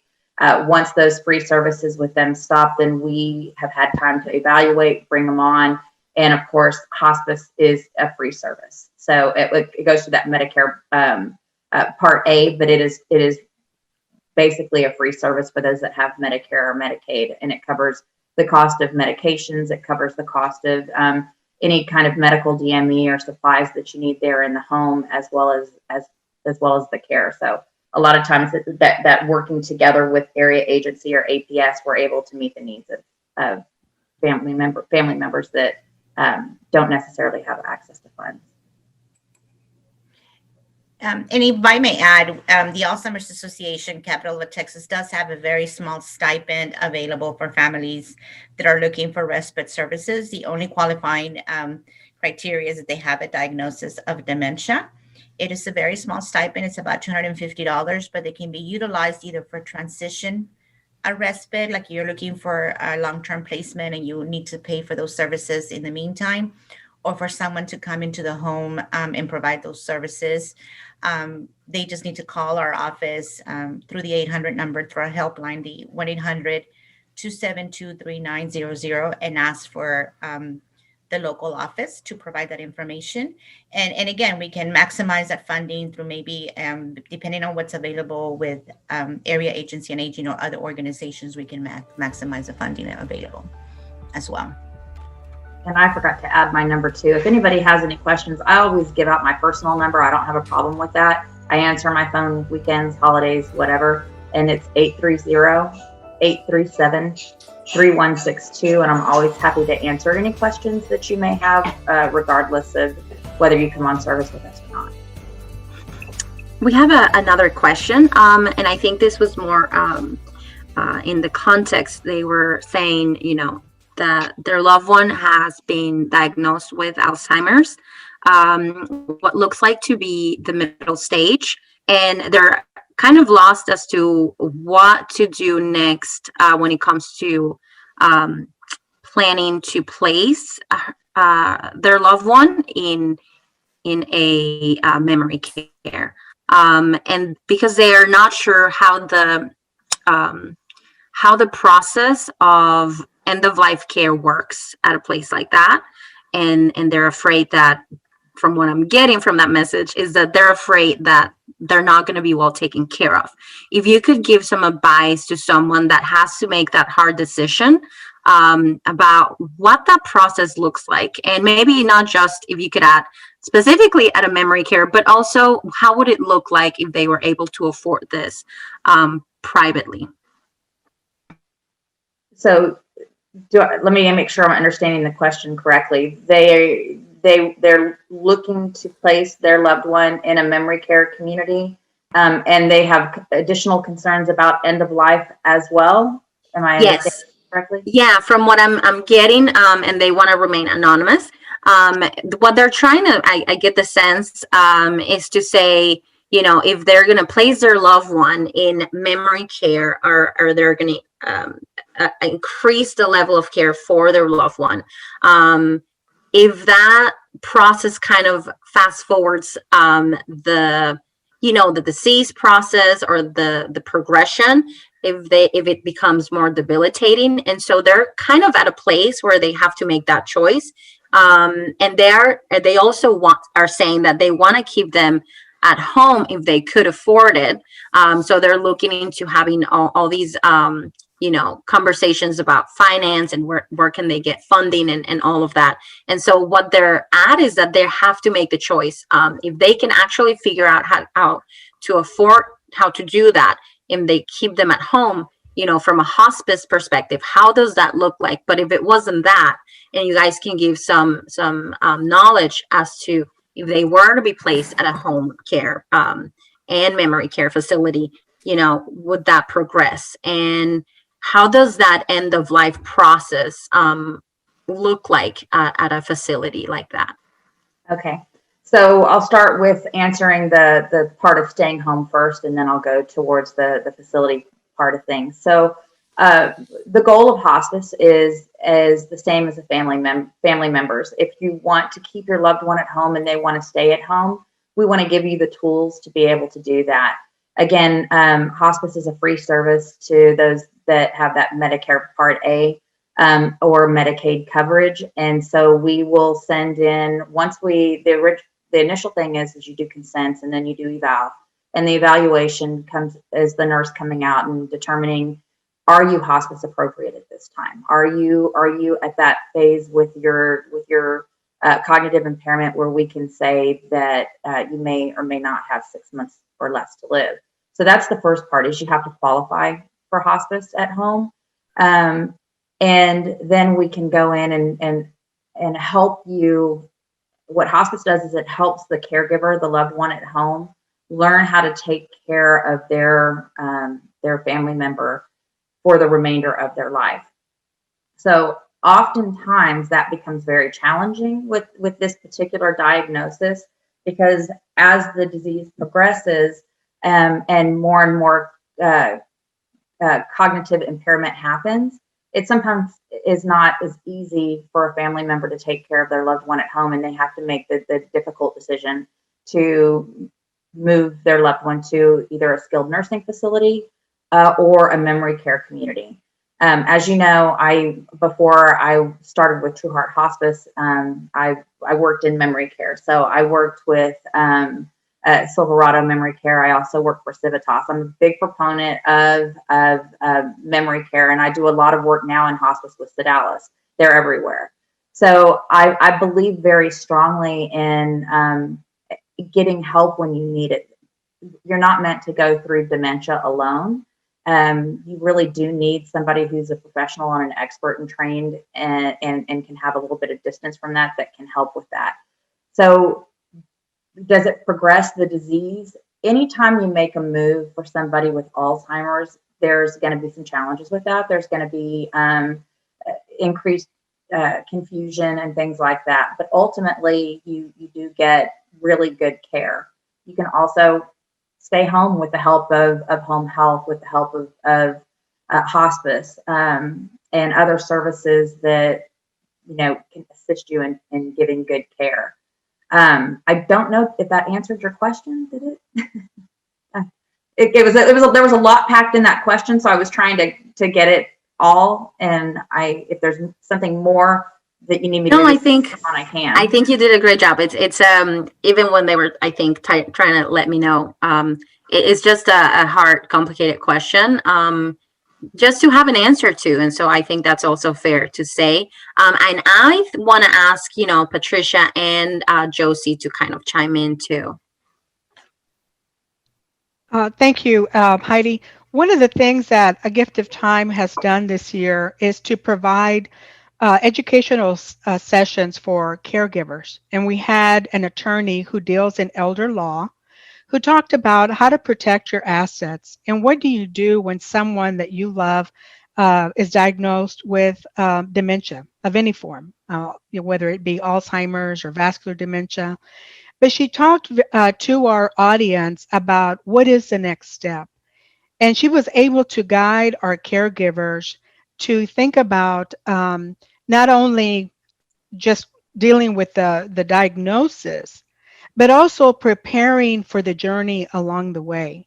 And she talked about the finances, how to look for maybe some in-home respite, how to keep them longer, how to keep that conversation going with the person who has dementia as long as they can. Because remember, we always want to include them in the conversation. Always want to include them in the conversation.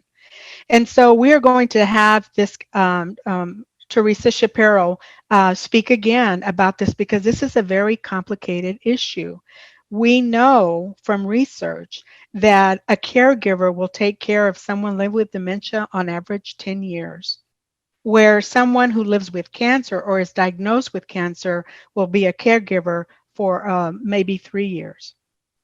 So you can see that the journey is long, and the earlier we start talking about it, the earlier we start planning, the better we are at dealing with the situation that we know the journey is long and we know the obstacles are going to be there. So the earlier we can get those questions answered, the better it will be. Now, if you will contact me at education at a gift of time, georgetown.org.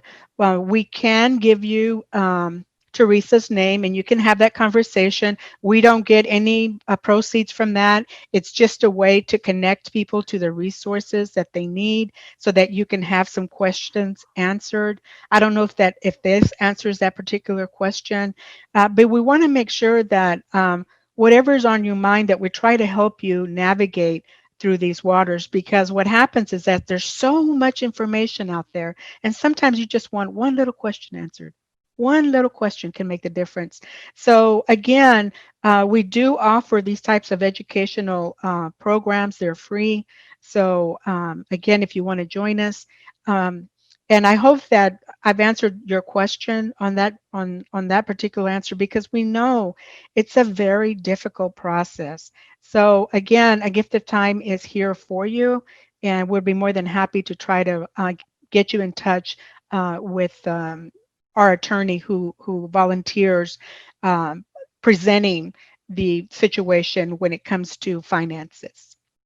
Thank you. Hospice really is the go-to when it comes to, what you need for the end of life and how to choose and what kinds of questions to ask if you're choosing a facility or a memory care unit, and how to even figure out what's the best fit for my loved one. It's a huge decision, and it is something that you need all the help you can get. Our ombudsmen, because they do go into facilities on a regular basis, are happy to answer any specific questions about facilities from their point of view as advocate. They can talk about some of the things they've seen, what they know about that facility, what, they can have access to state reporting about different facilities and the care that they provide and the types of care that they provide. So that's just another individual that might be able to give you a bigger and broader picture. I agree with Josie. I think throughout the course of your caregiving experience, it's going to morph and change. You've probably all heard this before. It's not a sprint, it's a marathon, and it goes up and down, up and down, up and down. So I encourage everybody to really just take their time and be in that step that they're in at the time, and think about the future, but also cherish what you're doing right now in the present. What we found over time with caregivers, that it's twofold. It's the practical problems of how do I provide this care? How do I day to day get mom dressed? How do I keep her safe? How do I make sure she doesn't wander? How do I do that practical stuff? But behind it is that other piece of watching that relationship change, dealing with the loss and the grief of that change, dealing with the reasons, or how do I continue to support myself so I can continue to care? And we try to provide as much education and training through that use of the consultants as we can, and then also through our caregiver information events that we have. There's a well-known psychologist, Barry Jacobs, who comes in and out of town, and if you ever have a chance to see him, please do. But he shares a lot of the idea of, think about what is your mission to provide that care. What is the underlying reason? Is it because mom took such good care of me when I was a child, I'm paying her back? Or is it something different in that, I'm the only one who has the skills, who can do it? So a sense of, I'm a nurse, I'm the responsible one, I can do it. Sometimes that changes the approach and changes, the day-to-day for you. But people aren't always aware of that side of caregiving and aren't always as eager to reach out for help for the mental health needs and the counseling and the support group. So both, True Heart Hospice and Alzheimer's and Josie all talked about support groups. Don't hesitate to do that. It's so important. And I know in my experience with support groups that we've run or participated in, that's where I find the caregivers share tips with each other. And it is probably the strength of most support groups, is that peer relationship. You're finally talking to somebody who actually understands what you're going through, because they're going through it too. So I wouldn't hesitate to do that. And hospice uses that support model through their volunteers as well. It is so important to connect with whatever peers you can. And on top of what Vic said, to really reduce some of that social isolation that you just feel as a caregiver. one of the caregivers that we spoke with, people were asking how people were dealing with COVID and some of the isolation and, what was that like for them to have to change? And one of the caregivers actually said, well, you know what? I've kind of been doing this for a long time because I've become more and more isolated as I've been caring for my loved one. So really take care of that other side while you're taking care of the practical stuff. I'm glad you mentioned that, Patricia, because I left that out, and that is important. So of course, I always encourage, if you have any questions, whether or not at end of life or not, reach out to us. Let us do an evaluation. Worst case scenario is you're not hospice appropriate, and we put you on palliative care, and that allows you to have a social worker who then helps you if you need to help find financing or assistance with funding. They help you locate the right community that fits for you and your particular needs. So you're not left without having options. To Patricia's point about reaching out for support groups, I'm so happy you mentioned that, because I can't believe I failed to. I'm sure everybody on here knows Lynn Greenblatt and Caregiving Cafe, and together I sponsor her every other Thursday from 10 to 12. And not every other. We do it the second and fourth Thursday from 10 to 12 of each month. Caregiving Cafe, and we have guest speakers that come on from Baylor Scott and White. We have elder law attorneys that come on and talk about things. So, and then there's the support time, the time for people to get together and talk about how are you taking care of yourself, how are you taking care of your loved one. Especially with dementia, it's so easy to be caught up in taking care of the person that you love, and that almost becomes really so much of your identity that you don't recognize when you yourself need care. I know when I used to work in memory care, it was staggering. The rates, I believe it was something like 60% of caregivers who take care of their loved one with dementia will pass away before the person with dementia from caregiver stress and related events. So it's really, really important to recognize when you need help and never, ever be ashamed or afraid to ask for it, because it is the most challenging place a person can find themselves. It is also the most rewarding place that you can find yourself. That's fantastic. Thank you so much, Vieyra and Patricia.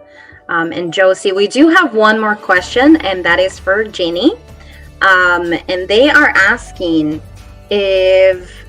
what happens, or if I sign up for a trial match, what happens? That's the question. Okay, so I'll answer that question because I actually do know what happens. So if you sign up for a trial match, what happens is, first of all, you can be a healthy individual. We need control groups. So if you are someone that is interested in participating in research, you can sign up, and what you'll be is you'll become part of our database. Whenever we have research going on, the different research groups will find that database and collect who they need, based on a list of things that you will have to answer, demographics and zip code, right, wherever you are. But it's a way for researchers to have that database. And we keep saying this, you don't have to be diagnosed with dementia. If you know someone and you want them to participate, you certainly can. But we are also looking for healthy individuals. And we're actually looking for healthy individuals in all ages to participate in our trial match and to sign up, because our normal and control groups are just as important. So if you want more information, I'll send you directly that link of how to sign up for our trial match. And I think we don't have any more questions. What we're going to do is we're going to take a 15-minute break. You guys can go get some coffee, some snacks, and about 5 minutes before we're ready to start, I'll play a video so you'll get a cue that we're coming back. But in the meantime, go grab a coffee, go to the bathroom, get some water, and we'll be right back. So that is at 11:25. We'll see you all soon. it looks like we're back. So when we decided to have Dura today, we had a conversation, right, Dura? We were saying, today also is about equity and what is, what we're saying to our community about the services that we have and how are we making sure that we have equity among our providers and what we are offering, the resources that we are offering. And Dura was kind enough to say, you know what, I think we should have a part 2. And so what she's going to talk about now is part 2 of how can we provide end-of-life care in an equitable, with equity in mind. And so she's going to take over and talk a little bit about that. All right. Hey guys, welcome back, Dura. So this was an interesting topic that Haydee and I talked about, and I'll bring my presentation up in just a little bit. But when we were talking about different vulnerable populations and what do we do as people are aging and getting to end of life or needing health care up through end of life. And they're part of the population that is often on the fringes or overlooked. And of course, I'm don't consider myself an expert in that, but Charlotte, our owner, has a unique history. And one of the reasons why she wanted to start hospice herself was because she was a longtime nurse, had her family, her parents at the same time on hospice. It wasn't a great experience. She had grown up, like a lot of people in the world, in what would be considered the projects. And so she was one of those people who they looked at as marginalized. Also had experience with loved ones that were part of the LGBTQ community, and I myself, my parents were drug addicts and alcoholics, and my father passed away, in a way that I felt like when he had gone into the hospital, they didn't look after him or care about him because they saw an addict, not my father. And so when Haydee and I had this conversation, I thought it deserves looking into, and it deserves a deeper dive in a conversation. And I reached out to Charlotte, and Charlotte and I had a long conversation about who are the vulnerable population and how do they get care. And when people think they don't deserve it, how does that work? And so we worked feverishly over the last couple of days to put together this presentation. I don't claim to be an expert in any way, so people feel free to jump in. As Haydee and I talked about, this is really more of a conversation starter. This is an opportunity to talk about those people that rarely get talked about and they're overlooked, and hopefully being able to provide access to care for them and dignity in care in a way that maybe we haven't thought about before. Okay, so the first thing that Charlotte and I talked about, I said, we're going to do this on end of life equity. And she says, no, equity implies that there's financial gain involved. And so it's not equity, it's equality. And that's what we're focusing on, is end of life equality for healthcare and the vulnerable populations. So the populations that we're going to talk about today are the drug dependent patient, undocumented immigrants, LGBTQ, mental health and the homeless, and the elderly population, which can also be considered a vulnerable population. So hospice and palliative care professionals, and really all medical professionals helping to treat terminally ill people who are dependent upon narcotics, are faced with major challenges. Just because somebody is drug dependent doesn't mean that they don't have pain. We as healthcare providers still have an obligation to treat a patient's pain, and many opioid users have been on prescribed medications for extended periods of time, requiring dose escalation for progressive disease. Opioid use alone does not identify a problem patient. A lot of times people will look at somebody who's on drugs or alcohol, and they're cherry picking. They're saying, well, no, you know what? They're drug seeking, and we're not going to be able to help them.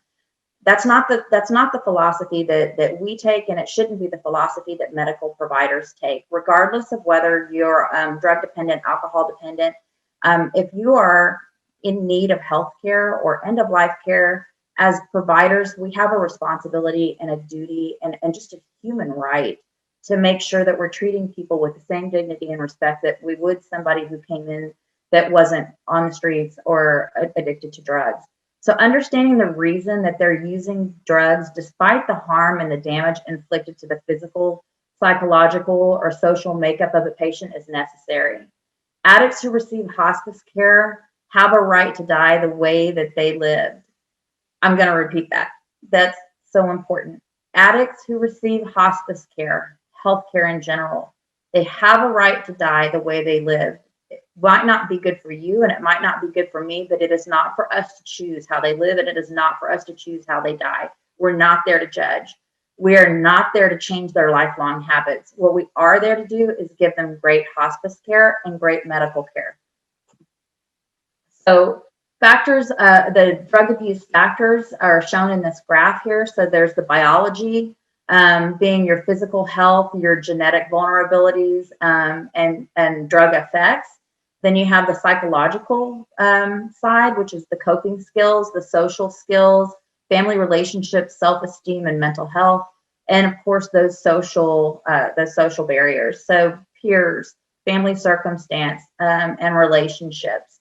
People who are addicted to drugs and alcohol tend to run in the same crowds, making it harder for them to overcome this problem that they've got.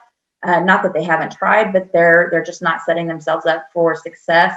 They also have relationships, family, friends, people like that have given up on them, and they find themselves where they give up on themselves as well. The next population that we're going to talk about is the undocumented immigrants. So undocumented immigrants are the largest demographic excluded from Medicare benefits, including end-of-life and hospice care. Recent U.S. population studies found undocumented immigrants are residing in the U.S. for longer periods of time, which is expected to result in increased aging of this population. As more undocumented immigrants are becoming long-term inhabitants in the U.S., some researchers have predicted that the demand for hospice services in this population is likely to increase. Many undocumented immigrant patients don't seek health care because they don't know that they can receive care, and they're fearful of deportation. I'm not going to go through this slide. I know this is being videotaped, so y'all can take a look at it and then go back and look at it again, but it basically just shows the demographic, age demographic of people who are undocumented. So barriers to care for undocumented immigrants are often that they're hesitant to access the healthcare system. This is due to financial hardships, limited community safety nets, overall mistrust of the U.S. healthcare system, fear of deportation and discrimination, incarceration is really a primary barrier to care. Most hospices and most medical providers want you to get help regardless of whether you are undocumented or not, and are not going to turn you in. But getting that across to people that are fearful of being deported or being incarcerated, it's very challenging to share that message.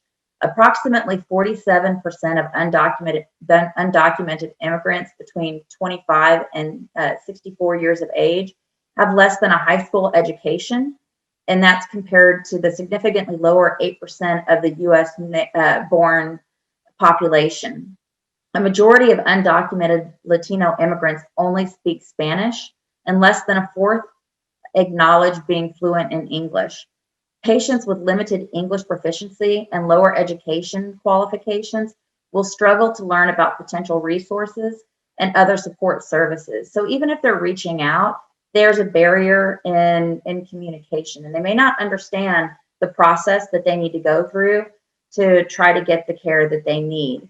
Some hospice agencies currently do provide care for uninsured, undocumented immigrants without the financial ability to pay. So in my presentation earlier, I talked about those people that don't have a payer source, that hospices work together to get them care. Even if, like right now, we have a wait list for that, we will still try to help you find care, regardless of ability to pay and regardless of whether you're documented or not. So people who are experiencing, let me move this out of the way real quick, hold on, okay. Homelessness and mentally ill population is the third vulnerable population we're gonna focus on. And of course, people who are experiencing homelessness face many challenges, both emotional and physical, that can make it difficult for them to get the help that they need. Some of those challenges include food insecurity and shelter insecurity. And this part, to me, especially right now with COVID, so many people are one paycheck away from being homeless. Never thought they would be in this situation before. And food lines are getting longer and longer, and the need for people to have help to those basic needs that they had prior to all of this is growing. So food and shelter insecurity, for those who are experiencing homelessness, that they don't have a place to call home. This can include people who are spending the night in homeless shelters or on the street or abandoned buildings, or even people that you hear of that are called couch surfers. They're living in a family member's home or a friend's home, but it's not their home and it's not long-term. So there's different levels or different types of people that are considered homeless. Income insecurity. Many people who are experiencing homelessness do have a source of income. They are working, but the thing is that they're either making such little money that they can't cover the cost of living, or they're working so infrequently that they're not able to commit to a long-term lease. And then basic needs insecurity. Experiencing homelessness, whether it's one time or chronically experienced, can leave basic needs ignored. So warmth, dry clothes, water, food, those things are never guaranteed day in and day out. And without basic human needs being met, those experiencing homelessness find their situation more difficult to overcome. And then, of course, there's healthcare insecurity. Since many people experiencing homelessness don't have a regular income, healthcare is more difficult to obtain. That means that seeing a doctor or going to a dentist or getting necessary medical treatment is often too expensive. And so they just don't get the help that they need. The lack of medical attention adds to the potential of increased levels of disease and health complications for this population. Again, the types of homelessness. All homelessness is characterized by extreme poverty coupled with a lack of stable housing. But there's different categories to homelessness. There's the unaccompanied child and single adults, seniors, LGBTQ, people of color, and veterans compose various demographic groups when we're talking about people who are looking for services or programs due to homelessness.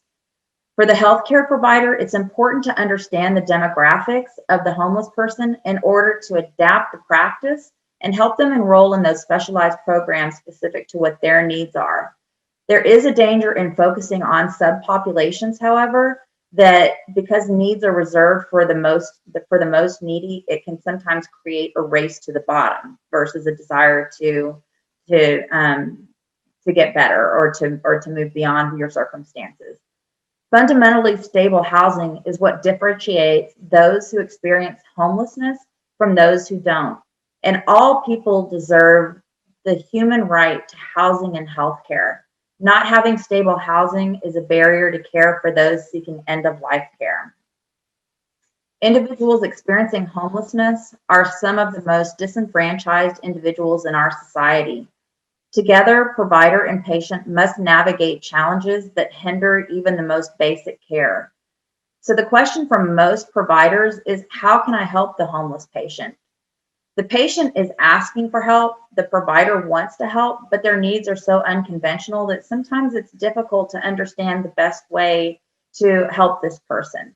When end-of-life care is needed, healthcare professionals must consider that the elderly homeless population are the most vulnerable for various types of abuses. they're likely to have their medication stolen from them. So alternative forms of medication and administration need to be considered. They may want housing assistance, but they don't have funding from Medicare or Medicaid.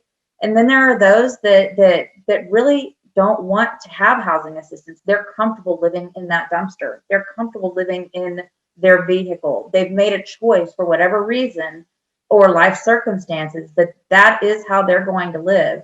And they have a right to end of life care, and they have a right to be taken care of regardless of whether they're living where you would want them to live or how you would want them to live.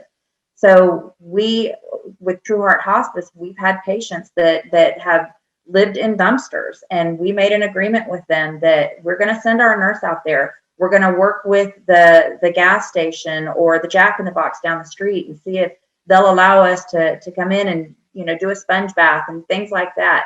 You have to be willing to meet somebody where they're at before, especially somebody in the homeless population. They've been let down so many times. Gaining their trust, it's critical. And before they'll allow you to help them, they need to know that you're not going to abandon them once they've started to count on you and they've allowed you to help them. So the homeless population often live for long periods of time with untreated medical issues, making their disease progress faster than those with health care. There's various forms of assistance throughout the country and in Austin especially for people who do need assistance, and different programs are listed here. So there's, of course, ARC, the Salvation Army, Texas Homeless Network, Project Help, Feed My Sheep, Austin Shelter for Women and Children, Homeless Outreach Street Team, Goodwill, United Way of Austin, Foundations for the Homeless, Front Steps Housing Program, Mobile Loaves and Fishes. And then I personally volunteer every Wednesday at Sunrise Community Church. One of the nice things that happened with COVID is that we were not able to go into facilities for a while. And so Charlotte, our owner, has said, we want you to stay in touch with the community and we want you to figure out where their needs are greatest met. So I started volunteering at Sunrise Community Church, and they do a host of amazing things where people can get their checks sent to the church. So if they need child support or stimulus payment or anything like that, it's sent there. They can get help with getting identification, clothes, food. So there's places that you can help this population. They just aren't often known or talked about. So please share this slide if you know anybody that needs help, and they can reach out to any one of them. The next population that we're talking about is LGBTQ population. This was something that I didn't even think really about being a vulnerable population until I talked to Charlotte, and she says, no, that they're extremely vulnerable because oftentimes they're afraid to reach out. They're not comfortable seeking support when a partner dies. Many hospice providers have taken steps to ensure that their staff and volunteers provide compassionate and inclusive care for those that are part of the LGBTQ community. They've done things like change the intake forms, patient surveys, and assessment instruments. Those things need to be designed to provide the LGBTQ patient and caregiver opportunities to disclose their sexual orientation or gender identity, to be acknowledged as fully and wholly themselves, which often means asking the patient about orientation and gender identity, or revising other demographic items to include a wider array of choices, such as changing marital status to relationship status, or including choices like partnered or civil union. What you need to put in writing to protect LGBTQ patients' financial, health, and end-of-life decisions.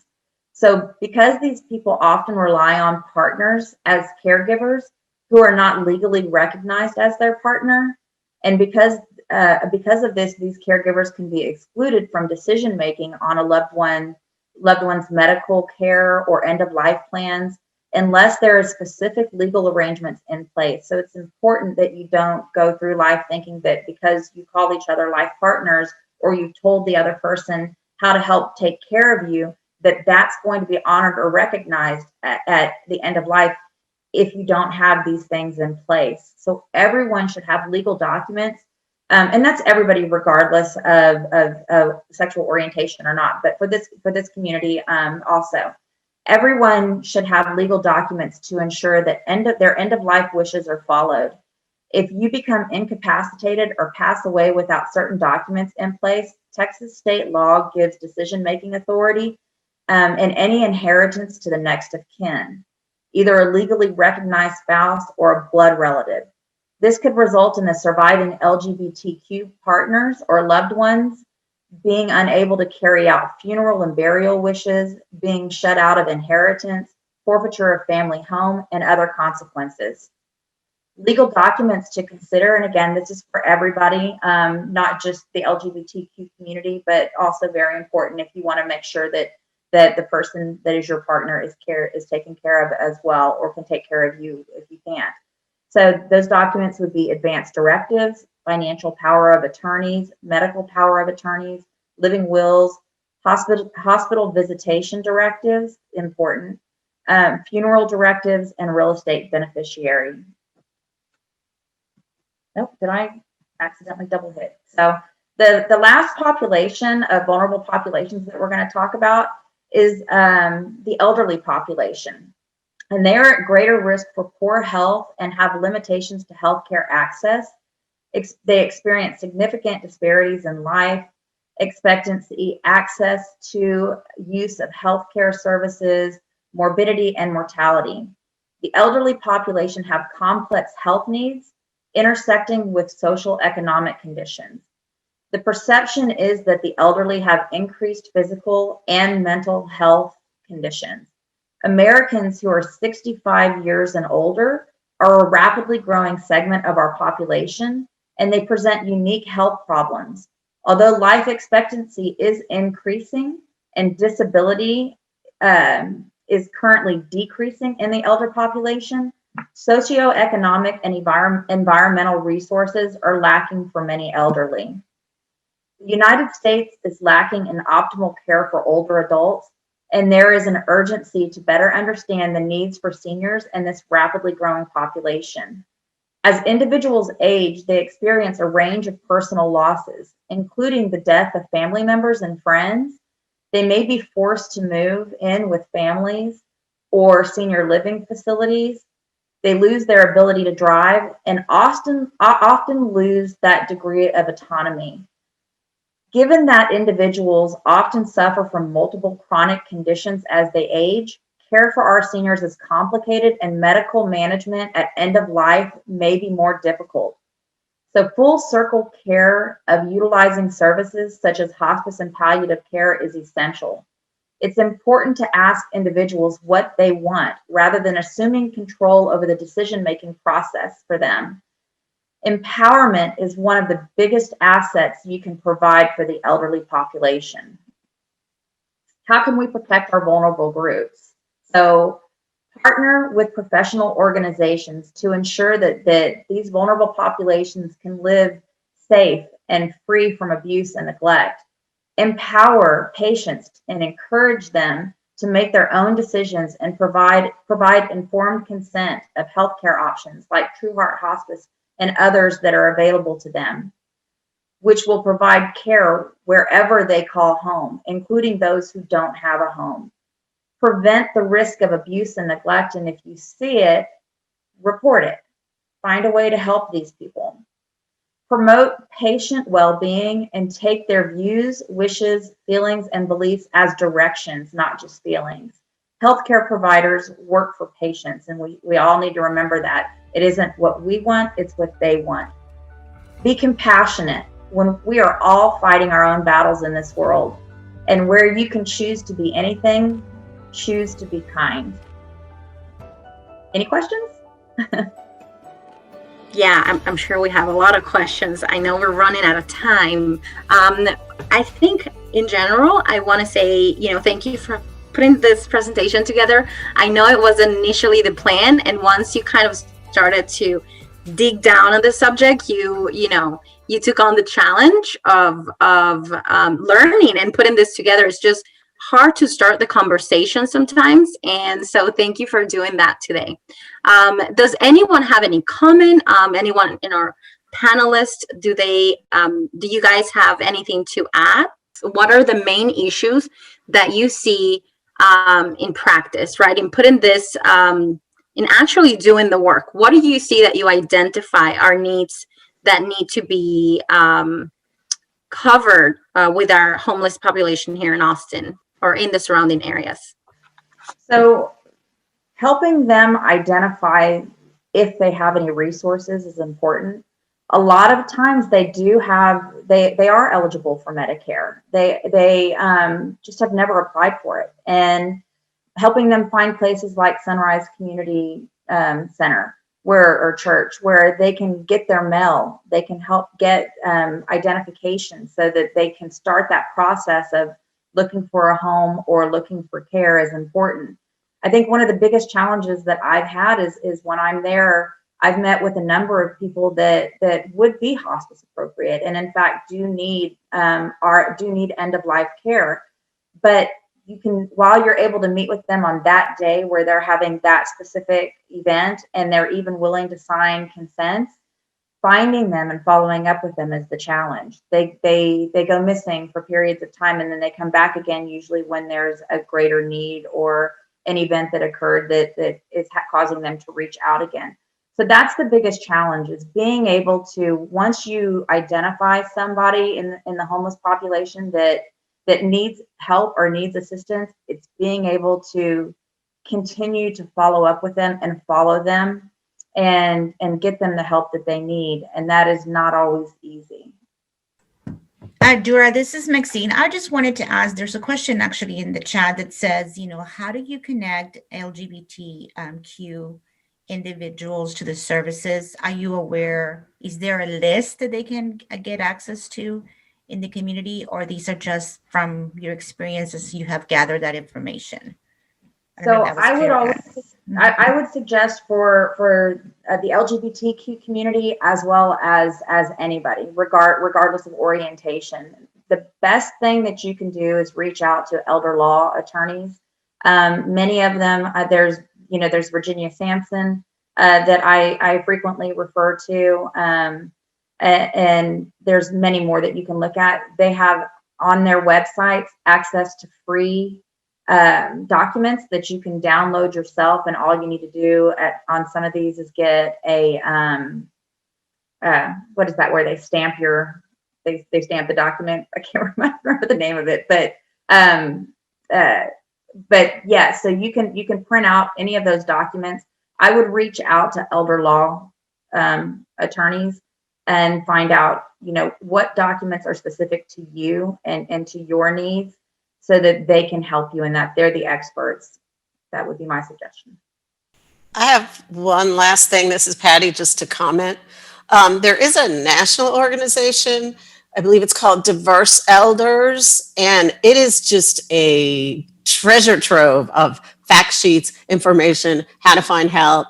It's Diverse Elders Coalition, and I'll find it and put it in the chat box. And it runs the gamut from LGBT to people of color to anybody who is considered more or less marginalized. And as an area agency on aging, I talked a little bit about target populations, and those really are our target populations, individuals most at risk for not getting what they need for services. And so it includes all of the people that you talked about, Dora, and obviously older adults experience, especially sometimes in healthcare settings, that idea of ageism. And I go into the office and they're not necessarily taking my needs into consideration or my symptoms into consideration, because they're just saying, oh, that's a function of you getting older. When a lot of times, and as healthcare professionals, that's not just normal aging, what I'm going through.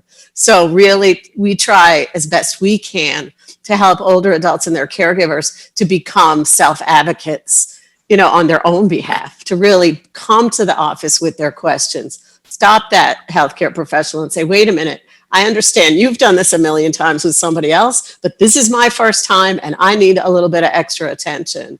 And just preparation sometimes helps people to really tell their story, the short version of their story. So then that healthcare professional, well-meaning, of course, can step back and say, oh, you're right. I do have to listen a little more careful and be more accommodating. So I urge everybody to go to the places that they can go to. There are a lot of especially in the older adult population. The other main organization is called SAGE, and I believe it's an international organization, and it's all around older adults, the LGBT community of older adults. So it's double information about what you might need. So I'll put all that stuff in the chat box so we can share later. Awesome. Thank you, Patty.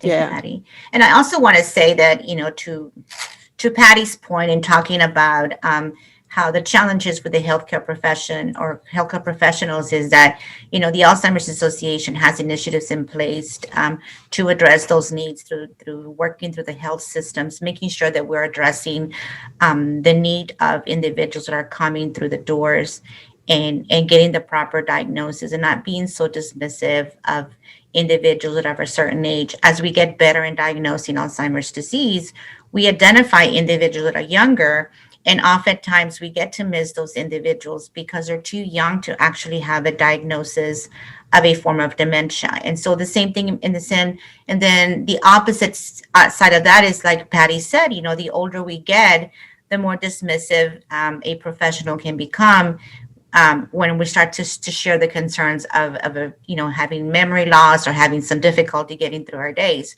So as individuals, we become advocates for our own health, making sure that we're the ones seeking that first and second opinion for a diagnosis. And we hope that through the work of the Alzheimer's Association, we can affect the change and improve the diagnosis process altogether when it comes to dementia. I don't know if Jenny has anything else to add to that, but for sure that is our commitment to it. I think I have a message from Josie. Josie wants to add some information. Josie, go ahead. Thank you, Haydee. One of the things that, if you guys, I'm going to share my screen just for a minute again. One of the things that A Gift of Time has really strived to do, again, we want to make this program as inclusive as possible. And we know that the African American population is 2 to 3 times likely to develop Alzheimer's, just as the Hispanic community. And so our program, as you can see on the screen, if you can see that, one of the tabs that we have is to offer what some of our programs that we have in Spanish. And one of the examples I'd like to give you with Camille's Memory Cafe, we make sure that we take into account the culture and the sensitivity, and to approach each culture differently depending on who are we working with. One of the things we did with Camille's Memory Cafe is that we hosted a Loteria Day, and we hosted it bilingual. And so it brought an awareness to the community as, oh, this wasn't so bad. So our thought as a board, as an organization, is to approach them way early on, to let them know what A Gift of Time is about, but also to gently give them the resources that they need. We are in collaboration with the Southeast Georgetown Community Council, which really serves the underserved area in Georgetown. And we are creating programs that will target this particular population. And so when we talk about people that are left out, we are very sensitive to that, because we know that not only does sometimes the color of our skin separate us, but also other things like Alzheimer's separate us. And so what we want to do as an organization, and what we are doing as an organization, is to gently kind of come in and make sure that they know that we're here for them, and we provide the materials in the language that is best suited for them.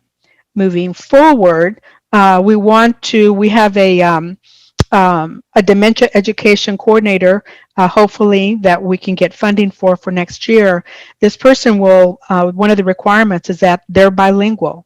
So we want to make sure that our program is meeting the needs of the community. So for the panelists that are here today, we want you to know that A Gift of Time is a resource for you, and also for the county surrounding counties around us, because we know that people get left out simply sometimes just because the color of their skin. And so we we want to be very mindful of that and very inclusive of the people that we work with and that we associate with in trying to provide the resources to the community. Thank you. Thank you so much, Josie. We appreciate everyone kind of chiming in on this subject.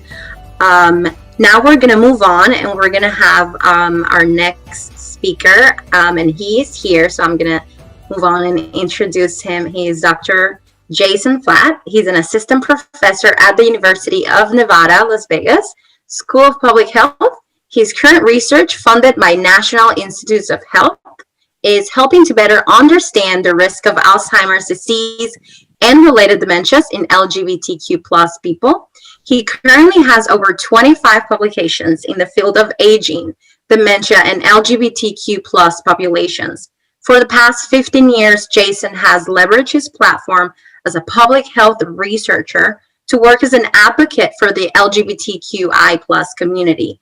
To further the reach of his advocacy efforts, he partners with Open House in San Francisco, Interact Advocates, SAGE Advocates for LGBT Elders, Los Angeles LGBT Center, Monroe Center in Houston, Texas, very close to us, and Center on Halstead in Chicago, Illinois.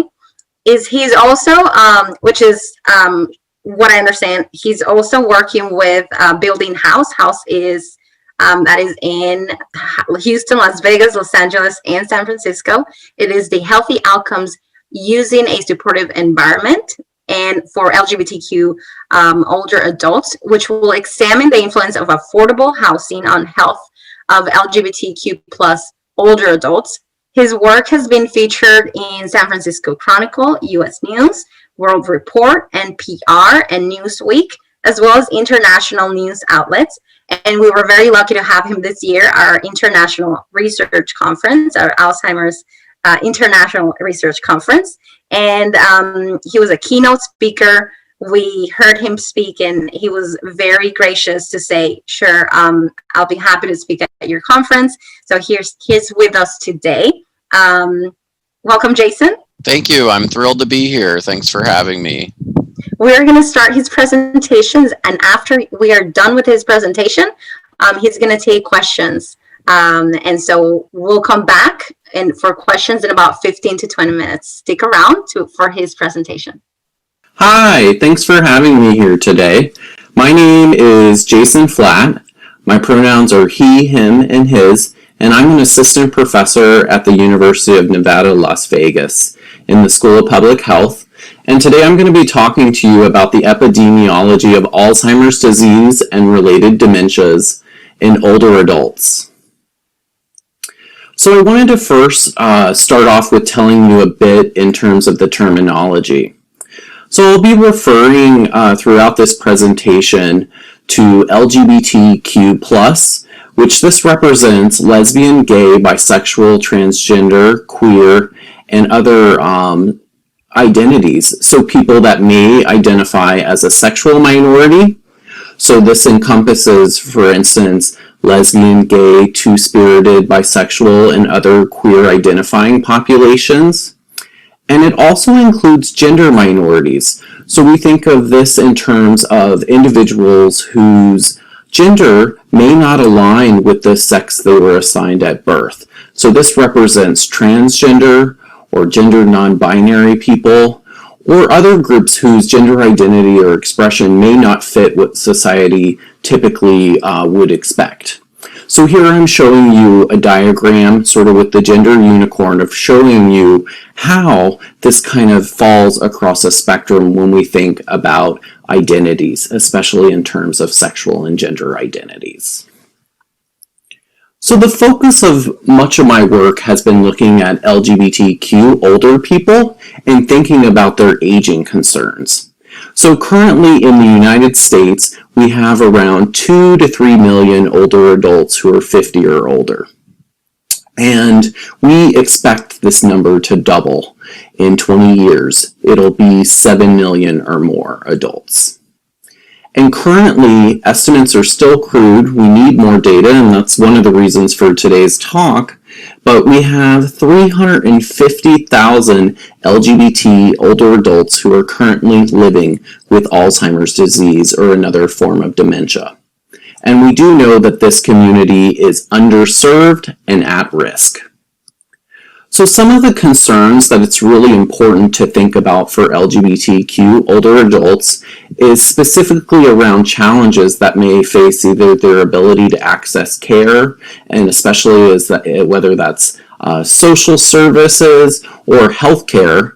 We know, for instance, that LGBTQ elders are less likely to be married or have children, so thus they can't rely on some of the standard caregiving networks that we see many older adults who develop dementia rely on. We know they're 2 times as likely to live alone compared to their heterosexual cisgender peers. They're often likely to not have very much access to caregiving support, and those who do have caregivers often face challenges in finding welcoming and inclusive supportive services. This community still worldwide faces challenges with stigma, discrimination, and have also experienced trauma. That may be from adverse medical experiences.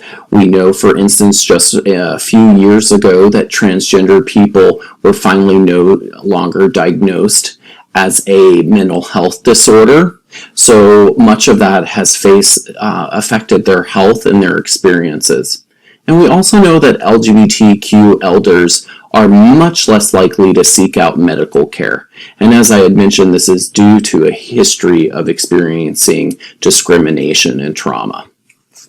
So my talk today is going to give you an update on kind of where the field is at when we think about Alzheimer's and related dementias among LGBTQ populations. I do want to give one caveat that much of this is going to focus on work in the US because I'm less familiar with some of the work happening internationally. But I hope that you'll learn more about that at our conference this year. So I'll be touching on dementia prevalence, subjective cognitive decline, and some suggestions on the future directions.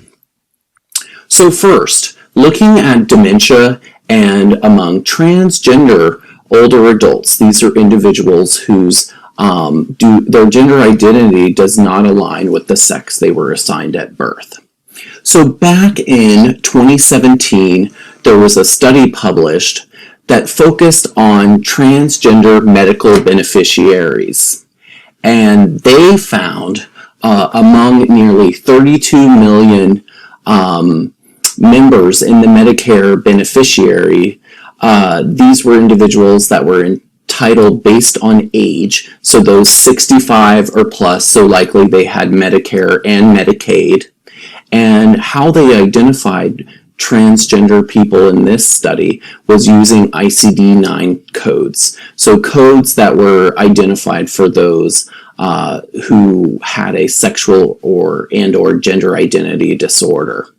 So you can learn more about that if you go to the paper that I've listed below by Dragon and colleagues. But what was unique in this is one of the first studies to look at medical diagnoses for transgender people. And what they found was that they looked at diagnosis of dementia and found that about 18% of transgender older adults had a diagnosis of dementia compared to 12% of cisgender people. So we know that this data does not necessarily generalize to all transgender people because much of this was based on diagnosis codes and many people do not seek out healthcare. But we know for this sample it was over 2,100 transgender people compared to over 32 million cisgender adults. So this right here is sort of showing you one of the first studies to look at prevalence in a population-based sample. The next study is one that I'm doing, and this is related to dementia risk among lesbian, gay, and bisexual older adults. So for this study, I'm utilizing data from Kaiser Permanente, Northern California. We have about data on over 2,000 members who participated in a sub-study called the Research Program for Genes, Environments, and Health. And of that, we had over 4,300 people who self-identified as lesbian, gay, or bisexual and were age 60 or older. We did find some unique pieces with this data. In fact, the LGB older adults are younger on average than their heterosexual counterparts. We also looked at dementia diagnoses from the medical record, and this started around the time when Kaiser Permanente's medical record system started, their electronic medical record system, around 1996, and we were able to get data on individuals through 2015. Right now, we're seeing not much of a difference in terms of dementia prevalence. So 8% of lesbian, gay, and bisexual older adults had a diagnosis of dementia compared to 9% of their heterosexual counterparts.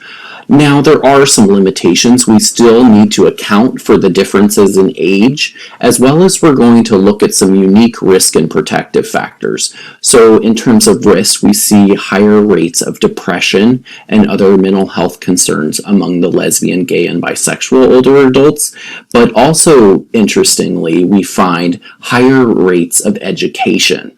And we know that education is a protective factor for dementia. So our future work is currently looking at exploring how we balance these risk and protective factors to understand the unique risks for LGB older adults.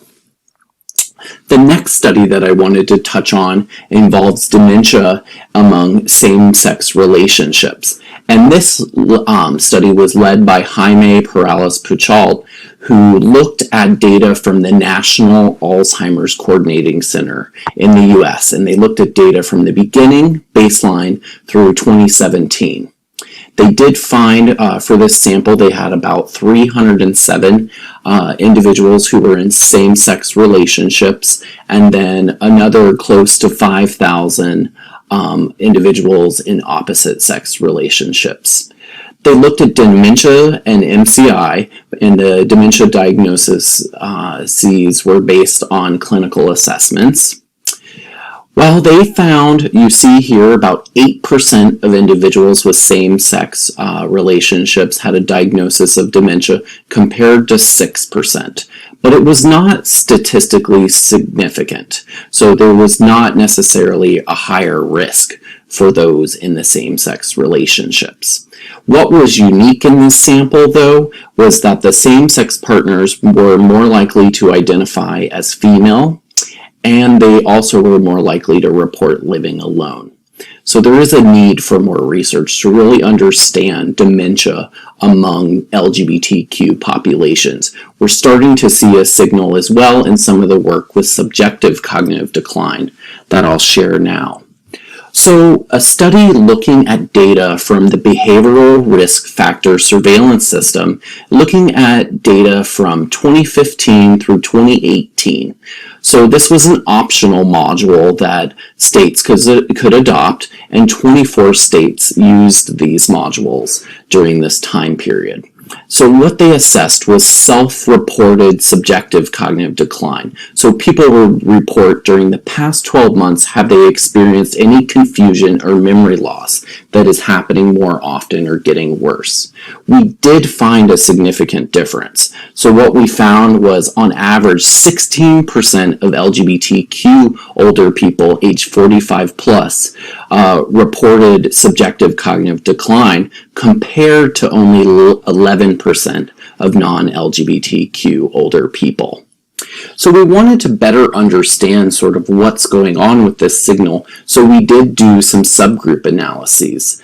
And what you see here is that we see that subjective cognitive decline was more likely to be stated by lesbian cisgender women, so nearly 17%, bisexual cisgender people, both men and women, nearly 18%, Then we also found a higher rate for people who identified their sexual orientation as other, but were not transgender, so also nearly 17%. And then finally, we found that another group that was more likely to report was transgender individuals.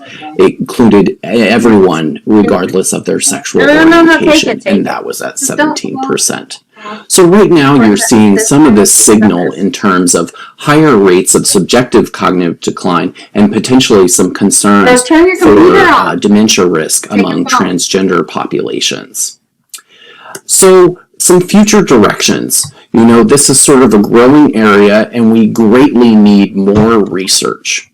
So some of the works that we should be thinking about are first, making sure that we have affirming services, welcoming and inclusive services that allow LGBTQ individuals to feel safe, but also welcome in terms of accessing those.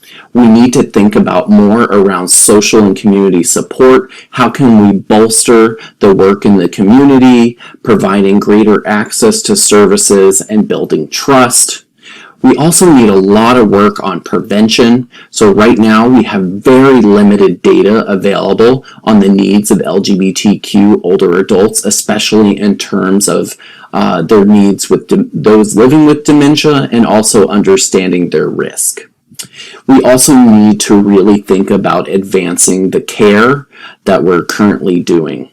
As I had mentioned before previously, there are some issues with caregivers and supporting their needs, so we need greater work around that. We know that many caregivers do not have support systems and often are reluctant to seek out any aging services for their loved ones living with dementia. And finally, we need to think about advocacy and community building, really focusing on the strengths of our LGBTQ communities and thinking about how we can pass policy change to support them. So my conclusions from today are really around, thinking we need more data. Right now, we're seeing a signal that suggests that LGBTQ plus elders do face a unique risk in terms of dementia, and especially around accessing care.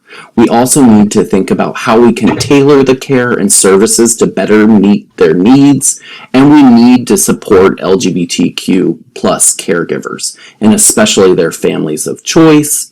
We need to change how services are currently delivered and ensure that they are inclusive for all people. Some of the unique groups we should be thinking about are people of color, transgender older adults, and individuals living with HIV.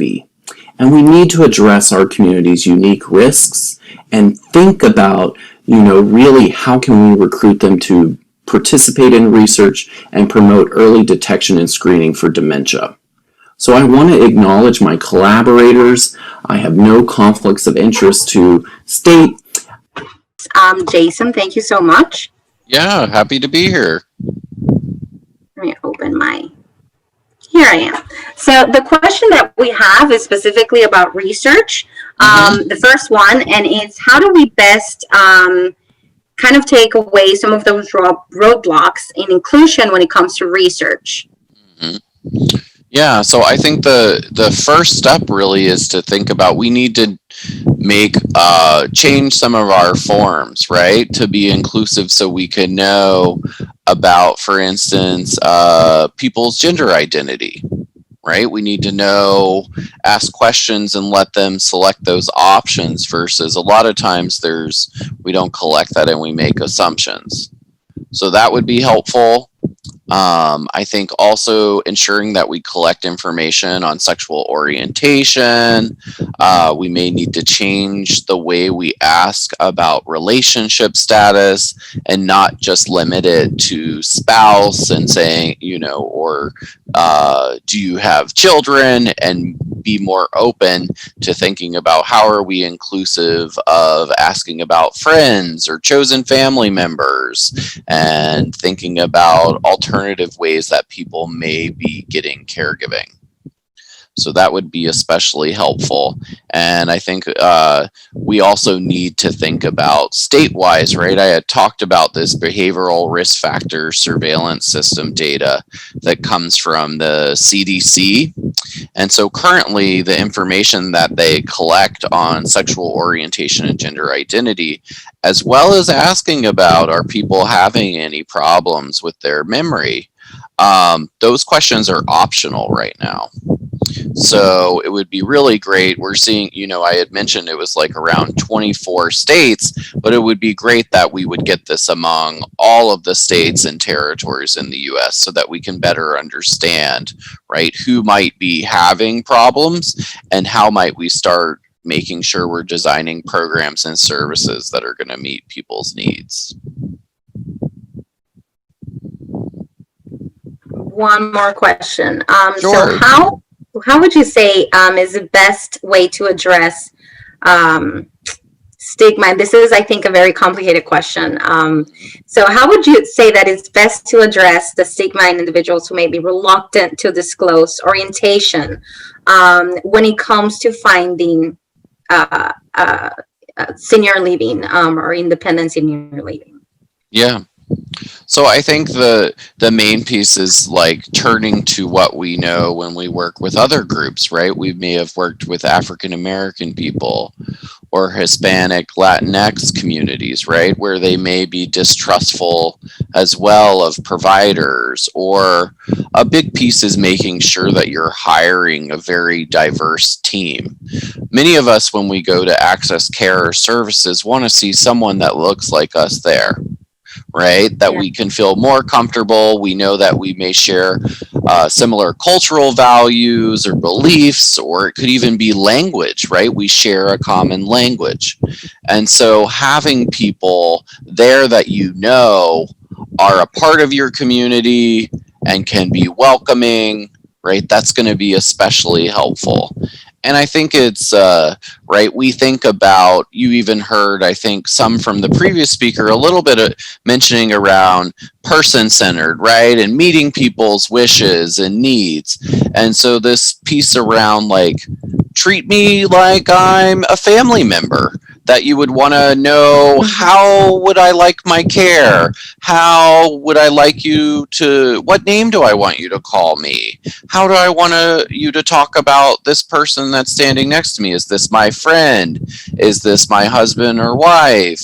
Is this a family member, right? And how would I want them included? So it's really, when I think about it, it's like, if we improve care for one person, we're going to, develop these approaches, we're going to improve care for everybody, right? And it's basically about meeting people where they are, being very open, letting them kind of lead the piece, and then you helping them when they ask for help or when they don't know what to do. They're going to tell you, I have no idea. Can you guide me on what are some of the pieces, versus coming in and being like, here's the checklist. I'm just going to check all these off, and it doesn't make people feel like they're in charge of their care. So I think that is a way to heal it. There's also other approaches, like there's, for instance, work on trauma-informed care, right? So how do I provide care to someone that's maybe had traumatic experiences with accessing services, right? So that's, a lot of it's focused on building trust, using very open language, asking questions more versus telling, right? So there tends to be, yes, you're the expert in what you do, and that's why they're coming to you, but they don't want you to treat them as though they are less than you because they don't know. And so it's really, I often tell people, treat it like it's one of your older family members that is maybe encountering challenges. How would you treat grandma if she came and said she needed help? Well, yeah, that's how you should be treating everybody that comes in to access services. And that's really, I think, once you change that mindset and adopt that as part of your organization's culture, it can make a huge impact on, right, just the welcomingness of your services, and just people feeling included and valued. So when we say, and I know Dura mentioned this already, and Dura, if anyone wants to chime in, please do so.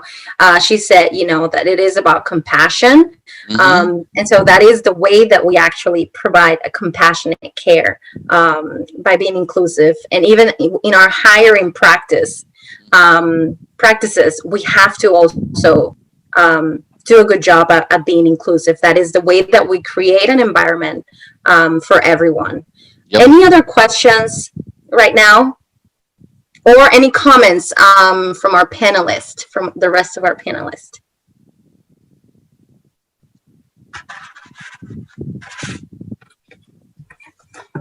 This is great. I am thrilled that you had me come, and feel free if anyone ever wants to. My email is jason.flat@unlv.edu. And then I also have a research page. It's rainbowsofaging.org. So definitely check out those. Contact me if you have questions. I have some resources on my website. And I was just thrilled to have the opportunity to talk with everyone today. Thank you so much. We are actually the ones that are lucky that you're all the way in California. So you're kind of far away from us, and you woke up really, really early to be here. So we do appreciate. Oh no, it's not that. It's only 10 o'clock here. That's on a Saturday. That's early. Very much appreciate the presentation. It was great, great information, and really on topic for the things that we're continue to do in the community. And we look forward, just as a matter of fact, we're planning our community forum addressing LGBTQ community and their needs specifically. So we would love to have you back for that presentation. Oh yeah, and I would love to talk. And we're doing some work with some groups around how can we build some more services nationally and do some engagement and research. So we'll definitely share more about that for people that may be interested. Ladies and gentlemen, if we don't have any other questions from our panelists or attendees, we very much appreciate your attendance today. We will have the conference entirely streaming on Facebook shortly, and we will hope we're going to edit some things out. Yes, of course. A few things here and there. So to make sure that everything is flawless. But nonetheless, we really want to appreciate all our panelists for joining today. Great information, great feedback, and we'll definitely share with you any additional comments that come through our Facebook Live, and make the referrals accordingly to the services that they're asking about. Any Great. parting words from anyone? Thanks, guys. Thank you so much for having us. Thank you, Patty. Yeah. Thanks for coming. We really appreciate it. Say hi to Rhonda for us, please. Okay. Thank you, Heidi and Maxine. Appreciate it. Thank you, Josie. Vic, thank you very much for participating. Jenny, thank you so much. Fabulous presentation. Jason, thank you so much. Great information. You're welcome. And we will see you soon. Thanks a lot. Take care, everyone. Bye, guys. Thank you, Amanda. Bye. Amanda, thank you. Bye-bye.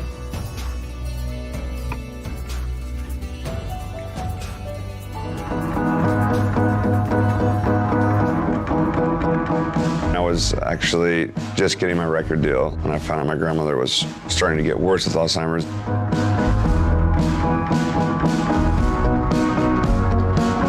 I still see her face in the crowd now, even though she's not here anymore. My mom has Alzheimer's. She's had it for 13 years. My connection to Alzheimer's is my grandfather. My grandmother is going through this as well right now. Song is what can really be a remedy for the hard times that surround Alzheimer's.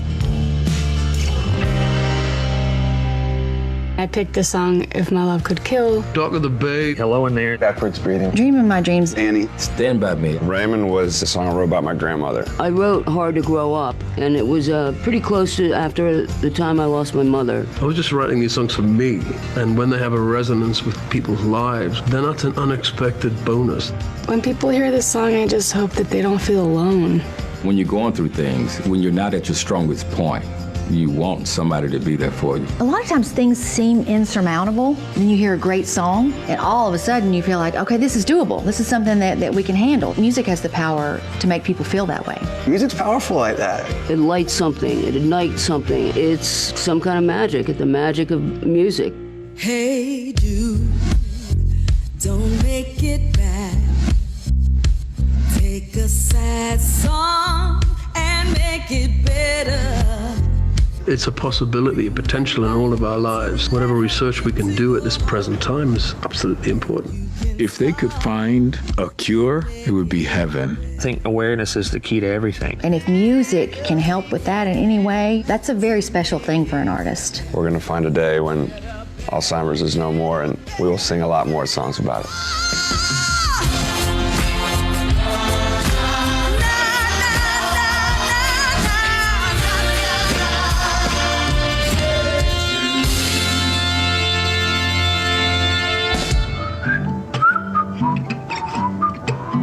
I can't whistle this time of the morning.